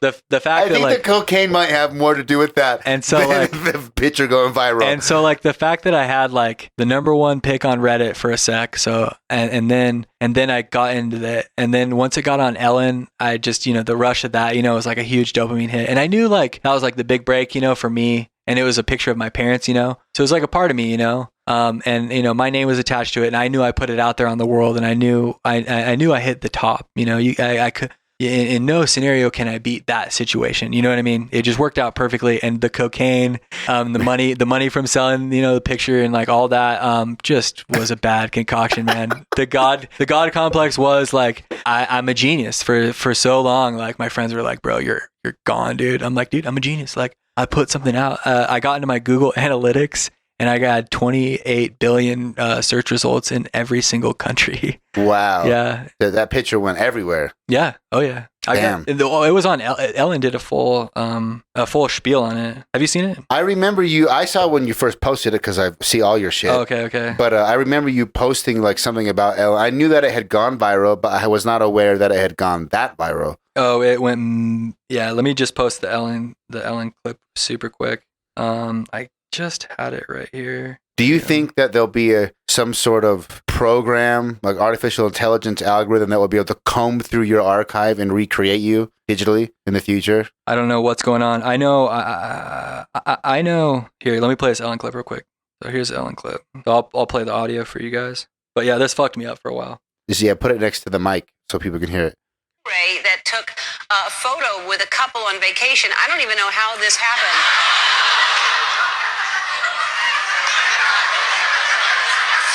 That's adorable. I don't understand it, but anyway, that Stingray photo bombed that couple, and it's a cute smile. I assume that's its mouth. I hope it's its mouth. And then the photo went viral last week, and I got my hands on photos from the rest of their vacation. Here they are at dinner. Yeah, I they think got you a did couple's post this. massage. And then here's the end of the night. Oh no. I don't know what happened to the husband, but that's a shame. Plenty of other fish in the sea, as they say. Yeah. Dude, now I know what the highlight reel is going to be. I'm going to say I had the guy behind the Stingray picture on the podcast. Yeah, that's a viral image, man. That was everywhere. Yahoo News, Mashable, every blog, every country. I mean, yeah, fully viral. Ellen herself said it. Was there any lasting effects aside from selling the image? Or is it kind of like you skyrocket up, it has its lifespan, and now you're back to normal? I have an understanding that anything on the internet is dead in 2 weeks. I know that with anything. Say that again? Anything on the internet is dead in 2 weeks. 2 days. 2 weeks. 2 weeks. Yeah. So I had my slice of fame, and then I had all the memes that came afterwards. Like, we're talking Instagram memes for days. I would get tagged in memes for days, bro. From friends, family members, everybody that would see that picture attached to like a little meme format. It went bonkers. And after the 2 weeks was up, that was it, and it was fucking dope. And I knew that was my internet validation moment. We all grow up wanting to go viral. I don't care who you are. Everybody wants to hit it big. And when I kind of had my way of doing it while retaining full anonymity, whatever, without it being like me, just my work, or whatever, my trickery. My Reddit skills. That's fucking dope. And like, when you get on the front page of Reddit, you join the Eternity Club, which is a lifetime thing where everybody that's hit the front page is on there, and you have a daily thing where it's like, oh, like today we're going to post a pic of our cat, like it's just fucking cool. That's cool. I fuck with Reddit did that. Yeah. Reddit Eternity Club. Yeah. Reddit is, other than maybe 4chan, like Reddit is the birthplace of the internet. Yeah, Reddit's big. Yeah, I got big into Reddit. Yeah, and that's how I pulled it off, was because I knew how to use Reddit, and I tell other people too. It's like, damn, man. I used to game Reddit for my second job at a marketing agency. We would just make a bunch of accounts, use VPNs, and then upvote shit and game. So I started gaming Reddit. I didn't know anything about it, but it was my job to like use it to promote people's shit. Mm-hmm. That's actually what got me that. Then I stumbled across ex-Mormon. Oh yeah. And then that's how I end. I was already inactive. I stopped doing the church thing for years, smoking weed. Just had a subreddit for it. Yeah, and then I started. I'm like, oh, maybe that's why I haven't been to church in like 10 years, because it makes sense. I didn't really like fully buy it. Got all the info from the devil.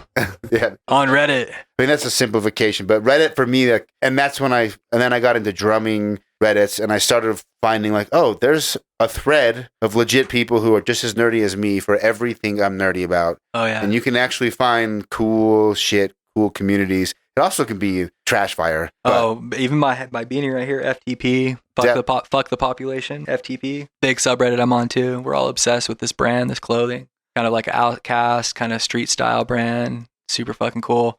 That kind of goes back to like my whole thoughts on like AI and like it taking over and us being robots with coronavirus, just wearing our masks everywhere, eliminating identity, and just replacing that with just an empty shell that consumes, for the corporations. Like I don't know. I see the writing on the wall so clear when it comes to all that related. So do you think that it's more, I mean, I agree with a lot of your sentiment, and I think like that possibility is definitely in the deck of cards. I think a lot of people have, especially with new shows like the Netflix documentary that just came out. Social Dilemma? Yeah. A lot of people, that's kind of the normie, my favorite word to use. That's kind of the normie version of a lot of what I've kind of been talking about for years is just an addiction to technology. Do you think that it's like an inevitable sort of natural course of the way that we're heading, or do you think there's actually some sort of like set of actual,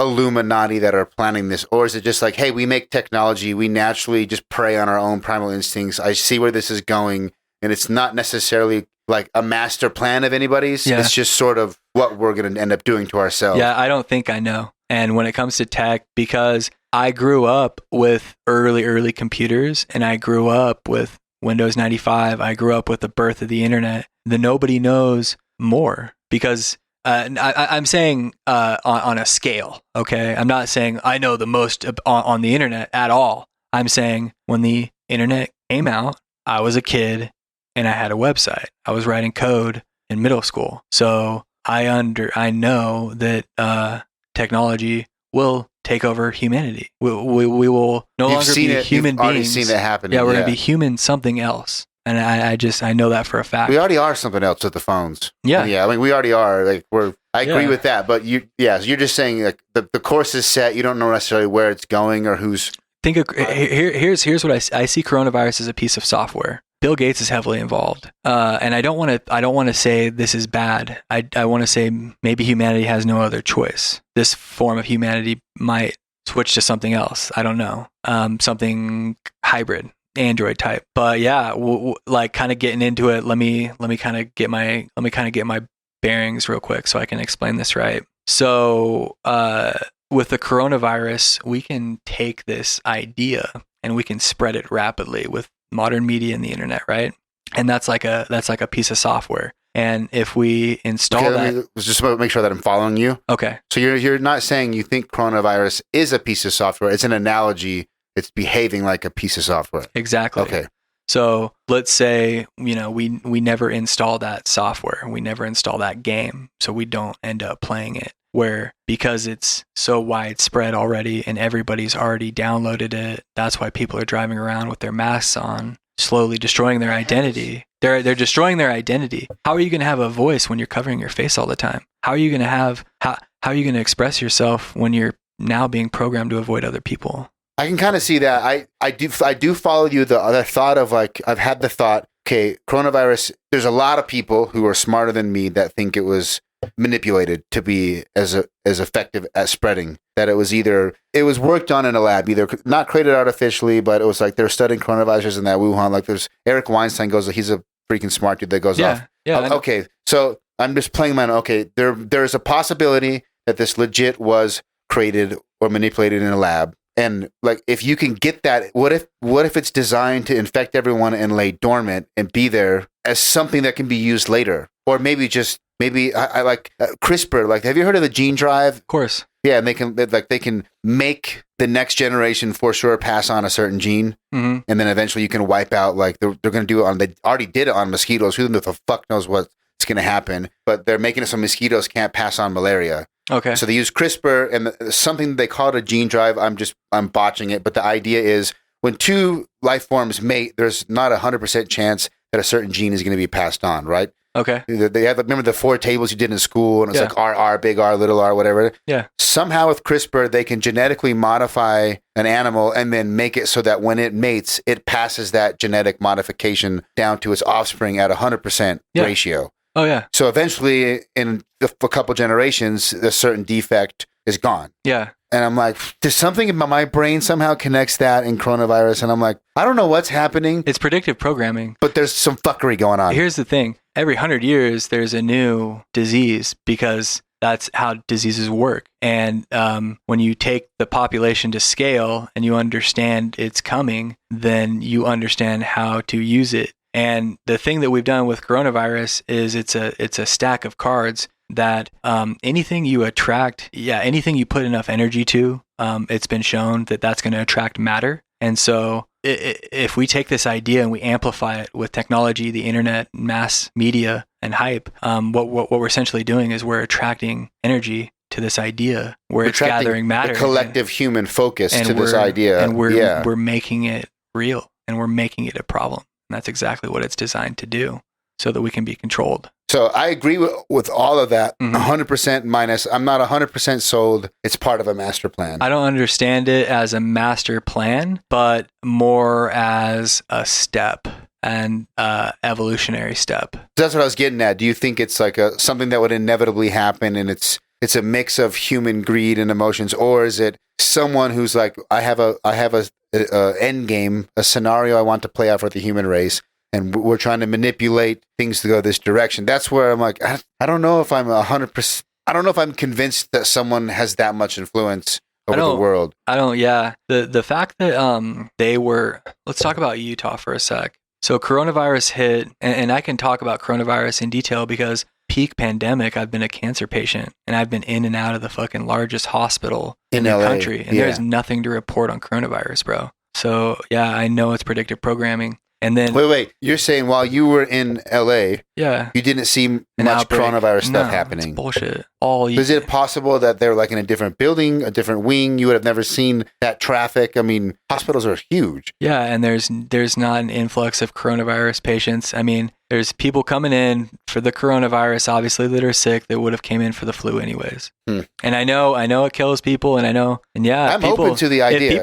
If people take the coronavirus seriously and they attract enough energy to that, that's what it's designed for. Yeah, and Paul Chek is a guy I look up to a lot. He's kind of friends with Shervin, the guy I was talking about earlier that made the Shilajit product, and all the other liposomal formulas that I take that kind of got me back on my feet, quite literally. Paul Chek talks about, coronavirus being that combination of that idea, along with tech, where it can destroy humanity. When you cover up your face, you're disrupting your heart-brain coherence as well. And yeah, when you're avoiding other people, that's how you're robbing. And when you're putting plexiglass in between everyone, that's the writing on the wall for me, man. And I called coronavirus being programmed. So you're saying government? Yeah, I guess what you're saying is the government, and it's a globalist agenda. I do think it's common sense that there are people out there, and the fact that a vaccine just came out after Biden was announced president-elect by the mass media. Not surprised. Wasn't Trump saying we're going to have a vaccine by November anyway?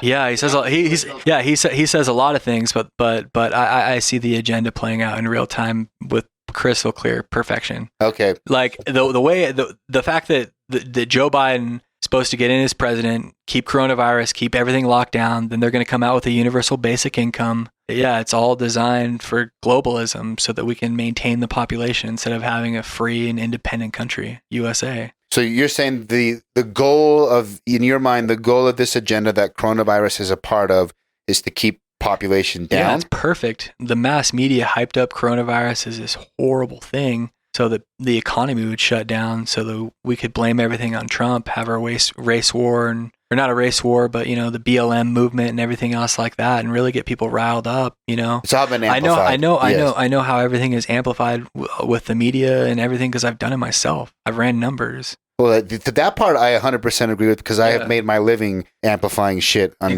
gaming the internet. So I know that's a real thing. And it's pattern recognition too. Yeah.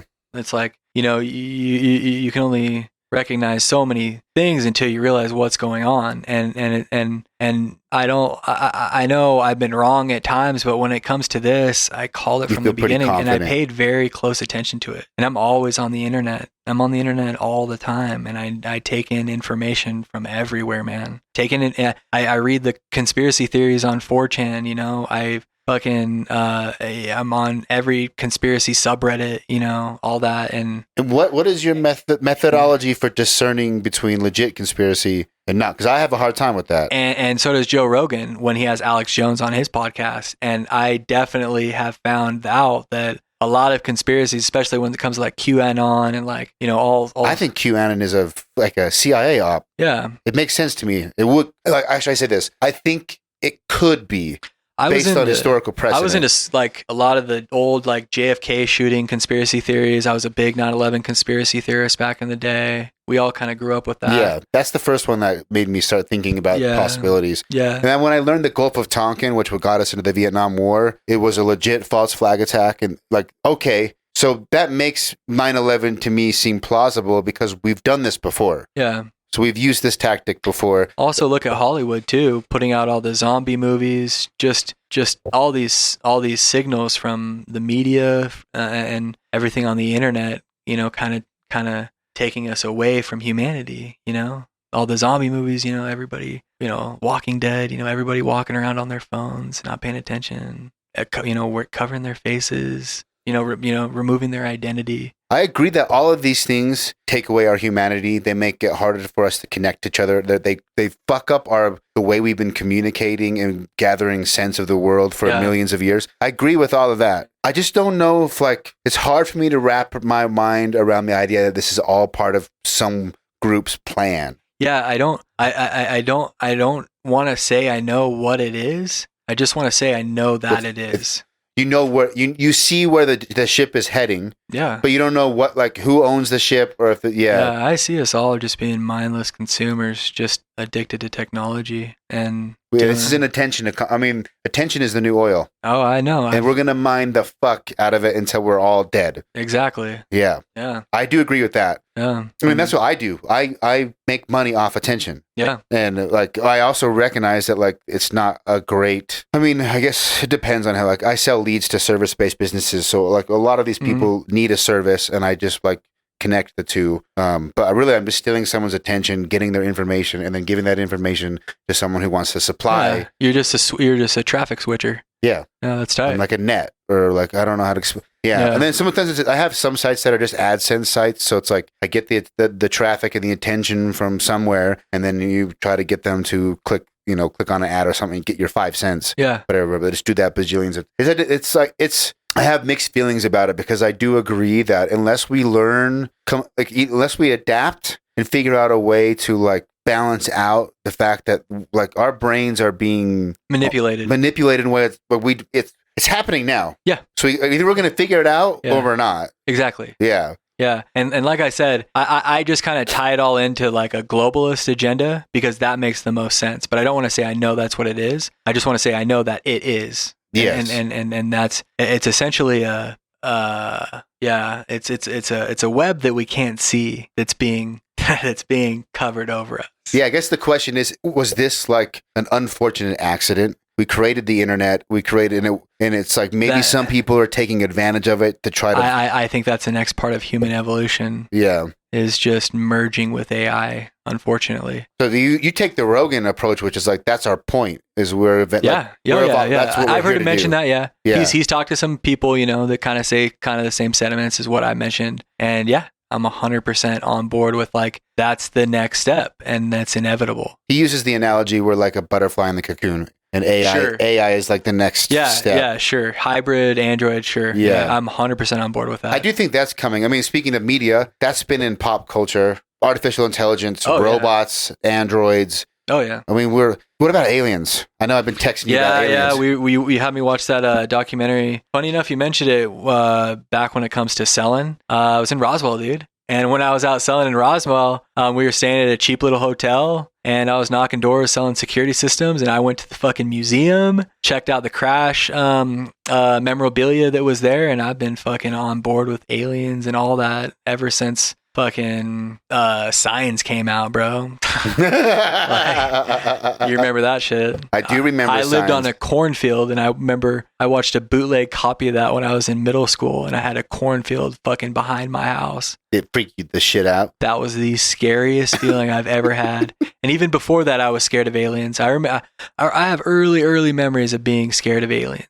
Yeah. Especially with, I think this show was called like UFO or Sight Unseen or something like that. I remember there being this UFO show on television where they talked about UFOs and had camcorder footage of like the Phoenix lights and fuck, dude. Yeah. I've always been into UFOs, but yeah, I've been to Roswell, dude. Fuck. Yeah. Like what better fucking place to go to talk UFOs than somebody that's fucking, I've gone to Roswell, been to the museum. It's fucking dope. I've always kind of thought about aliens. And then now with new technology and them discovering, similar planets to ours, with water and other. They keep finding them closer. Exactly. And closer. Yeah. Exactly. And I've always kind of been into like Carl Sagan, multiverse theory. Yeah. And I also don't like him, man. I think we probably both agree on our technology is. There's just too much weirdness. And there are others when we started nuking that came to visit us. Yeah. Yeah. And that dates back to where I fucking grew up, man. Because that's when we started the nuclear age in my fucking backyard, bro. Yeah. Yeah. Way before I was born. And I was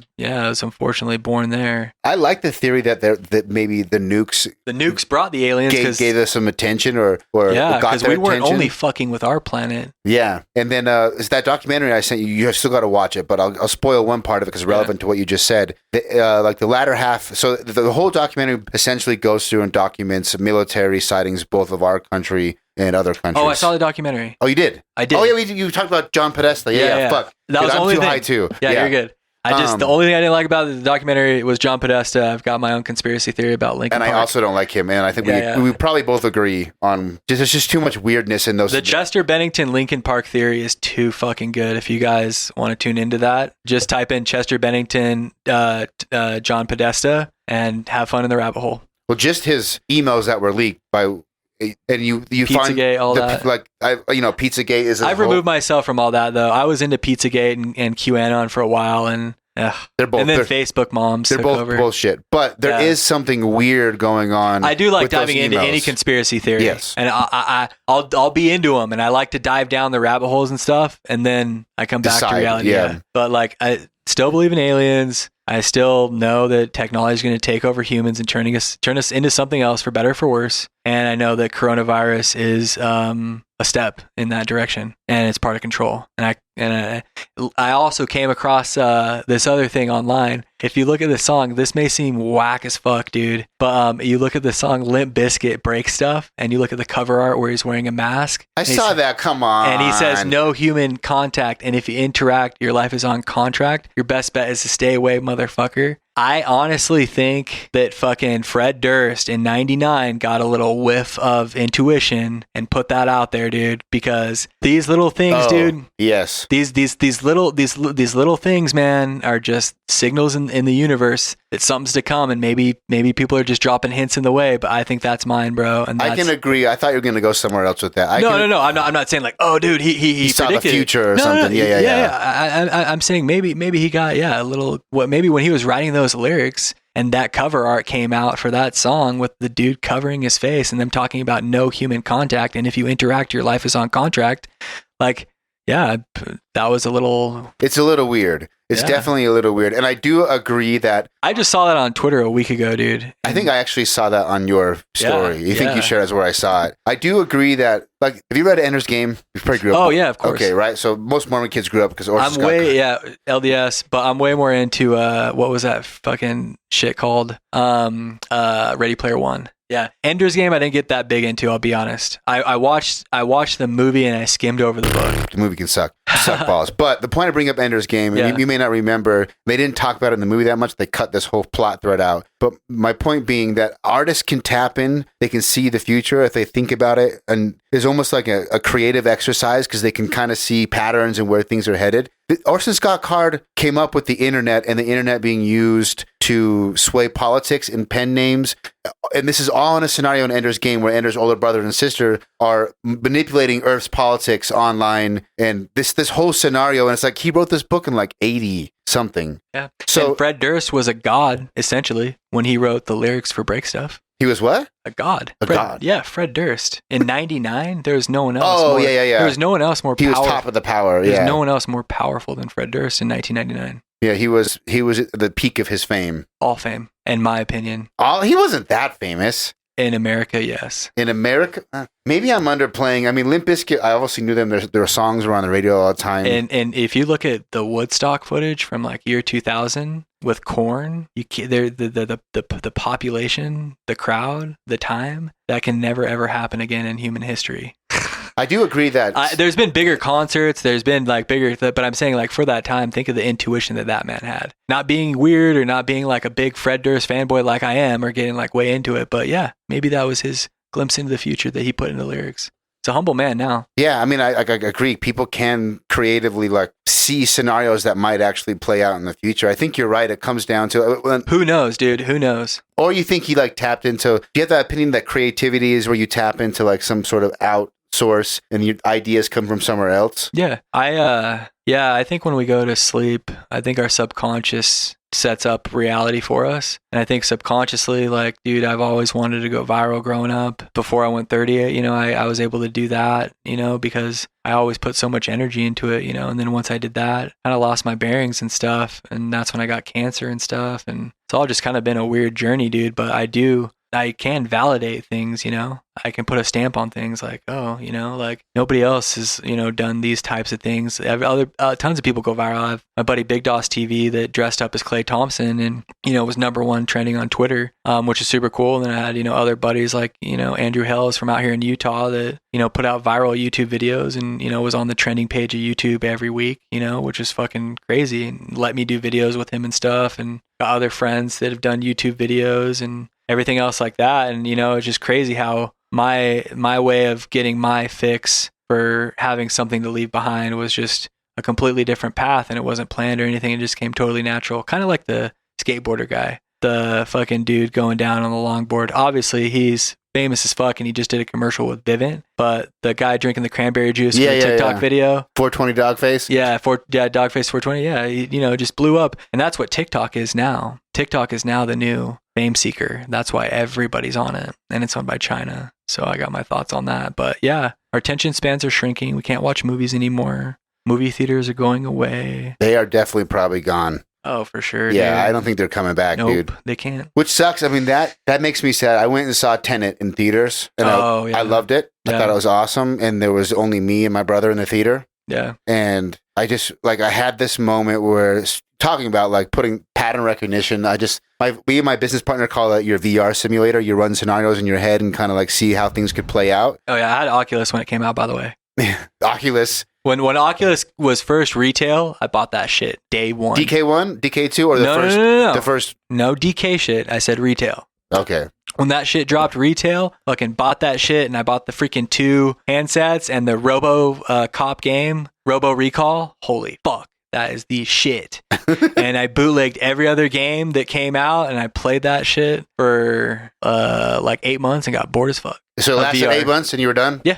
Had my fun. I don't like strapping shit onto my head. Have you played Half-Life Alyx? Heard all about it. Like I said, everyone says it's the shit. I was doing, bro. Like I said, I got the retail version of Oculus and Robo Recall right when it came out, and then I played all other sorts of shit. And yeah, I had my fun with Oculus, and I just don't like having shit on my head. Period. So it doesn't matter what comes out.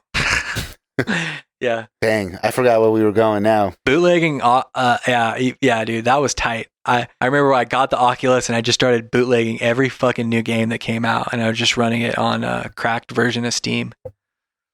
Yeah. What's your best VR game you've played? Robo Recall. It's the fucking shit. If you haven't played Robo Recall on the Oculus, fix that. The shit. I remember seeing like a bunch of footage for it. That was pretty early. Yeah. Yeah. It was that was the banger, bro. For Oculus. That was the fucking Super Mario World 64 or whatever with the Nintendo 64. When that Robo Recall came out, the dude that sold me the Oculus at the Microsoft store when it first came out, he's like, bro, this is the shit. Bro, this is the shit. Take my $600.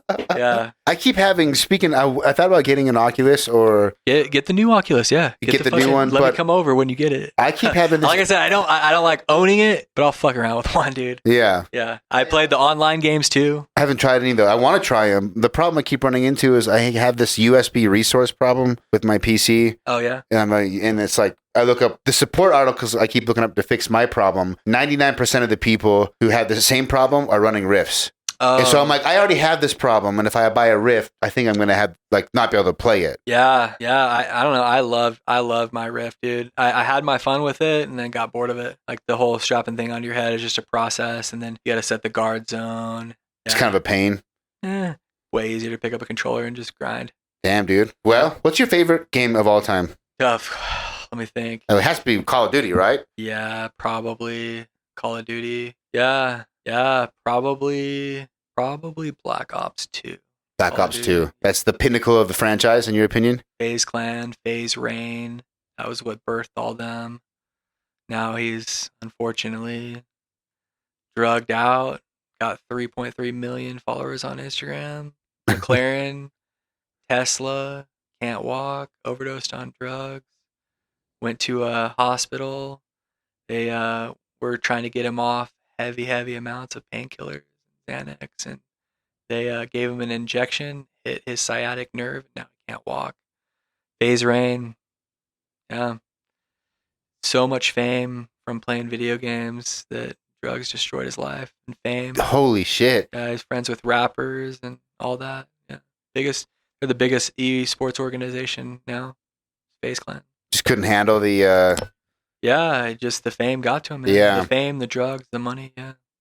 I mean, that's a story that's as old as time. Yeah, I mean, anybody that knows who Phase Rain is, yeah, they know exactly what I'm talking about. That's a bummer.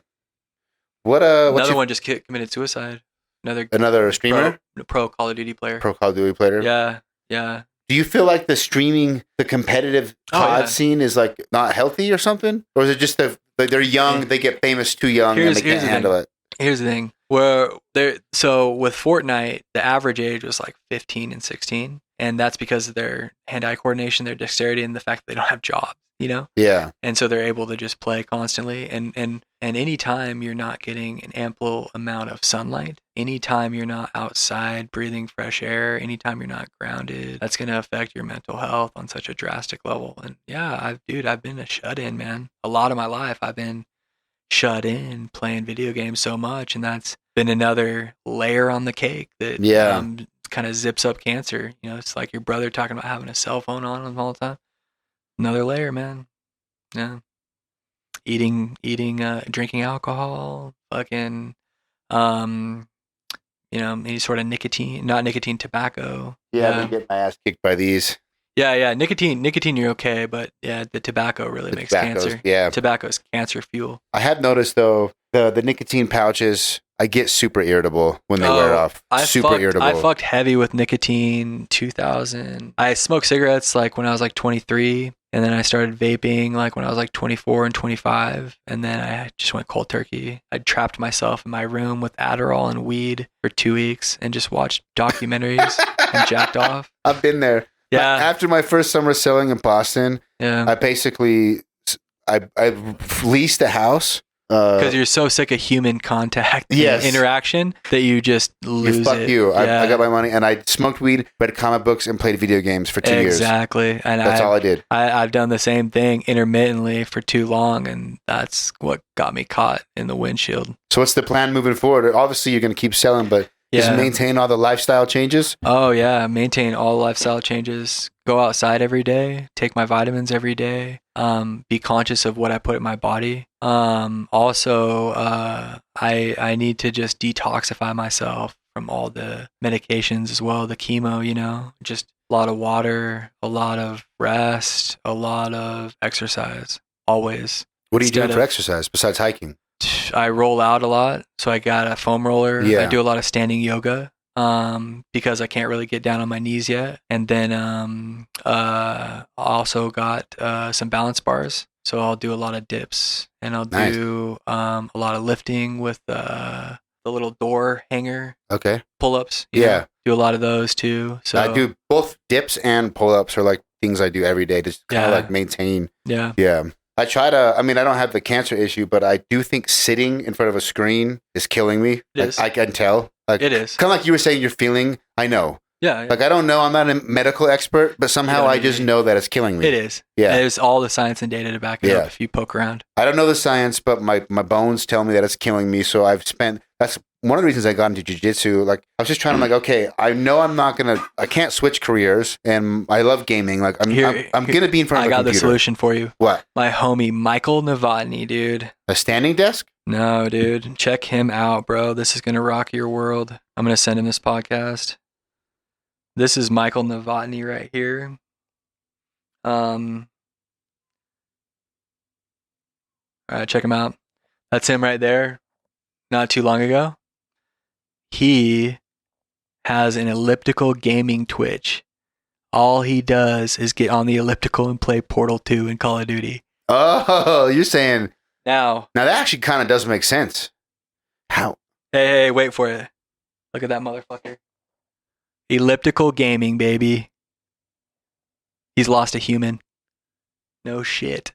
That's all from while he plays games, he rides the elliptical. He games and he's on the elliptical all day. Dude. And he's lost. I could fit elliptical right here. Yeah, he has lost a human. Could. That's the solution. Give up the keyboard and mouse, grab that fucking Elite controller. No, that's all I use. I don't even play with the keyboard and mouse. Yeah, and you're good.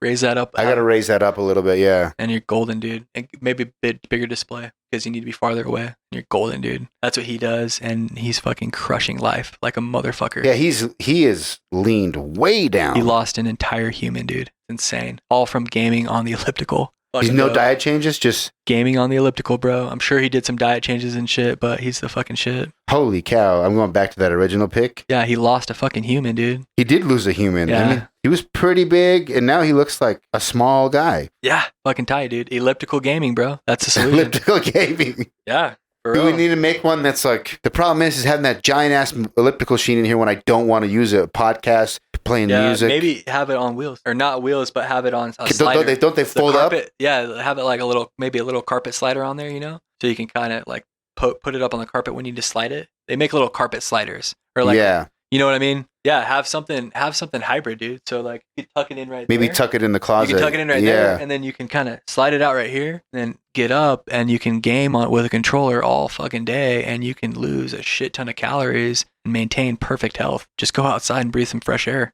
Yeah, I definitely go outside a lot. So yeah, that would be good because I try to balance by working out. I hit the bag, lifting. Also pay attention to the blue light coming from your screen too. I've installed night shades. Flux. I have Flux. Flux, on my computer. And now it's called Nightlight. So before Nightlight came out, it was now Flux.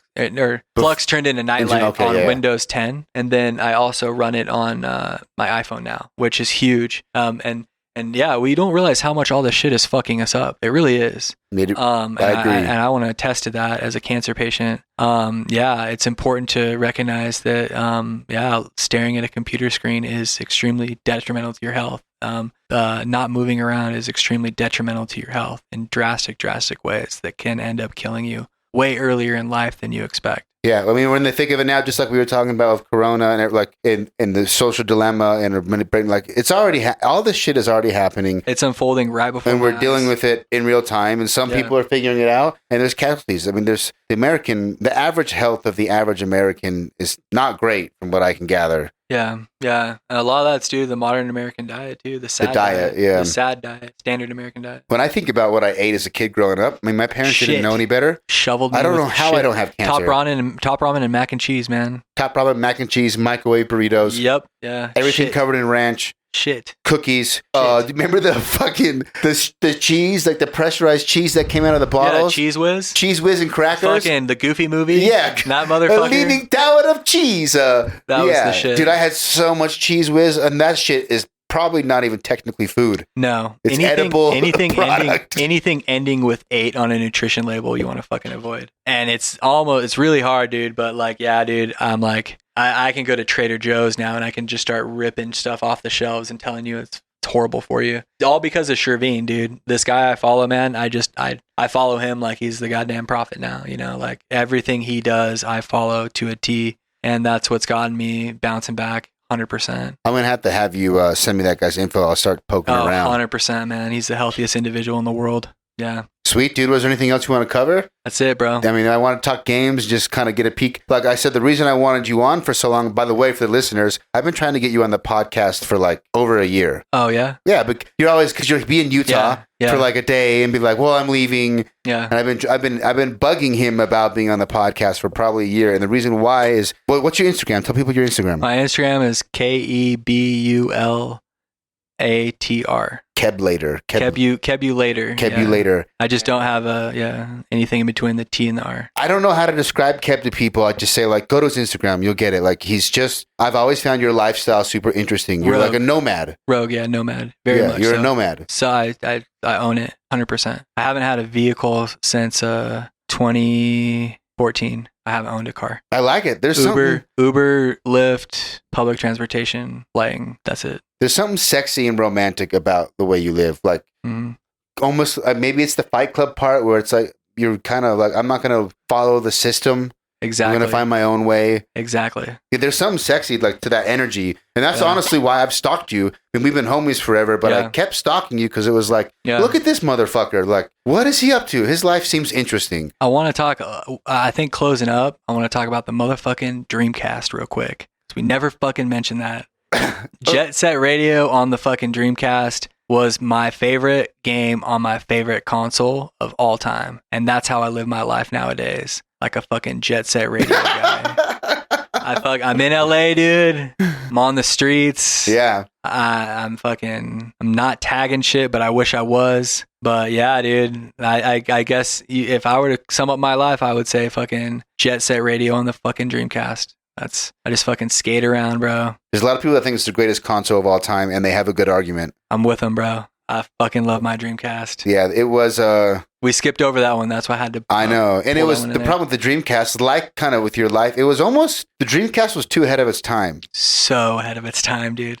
And that was the problem. Like, people weren't ready necessarily. Yeah, the PS2 just outplayed him. Yeah. The DVD thing. Yeah. It's the DVD thing, dude. That, I mean... 100%. Shit. They even had a version of Windows on the Dreamcast. It was sick. Yeah, but I'd have to say I just had to get the Dreamcast in there before we wrapped it up. If you ever get the itch to play a Dreamcast game, there's an emulator called Redream. Oh, okay. That is like, it's $10 for a lifetime. Like, I paid them. It is the most solid emulator I've ever played. Okay. It plays every Dreamcast game basically perfect. 4K. Shenmue? Like, what? You remember Shenmue? Oh, yeah. Shenmue. I fucked with Shenmue a little bit. They had just came out, Shenmue 3. I never played it, but... I heard about it and I got a little tickle, but then I was like, nah, I can't play like... It's too archaic of a style of game. Mm-hmm. That's the problem with retro games. I get a miniature version of what you were saying about Warzone and Battle Royale is I'll go back to retro games that don't have like modern conveniences. Mm-hmm.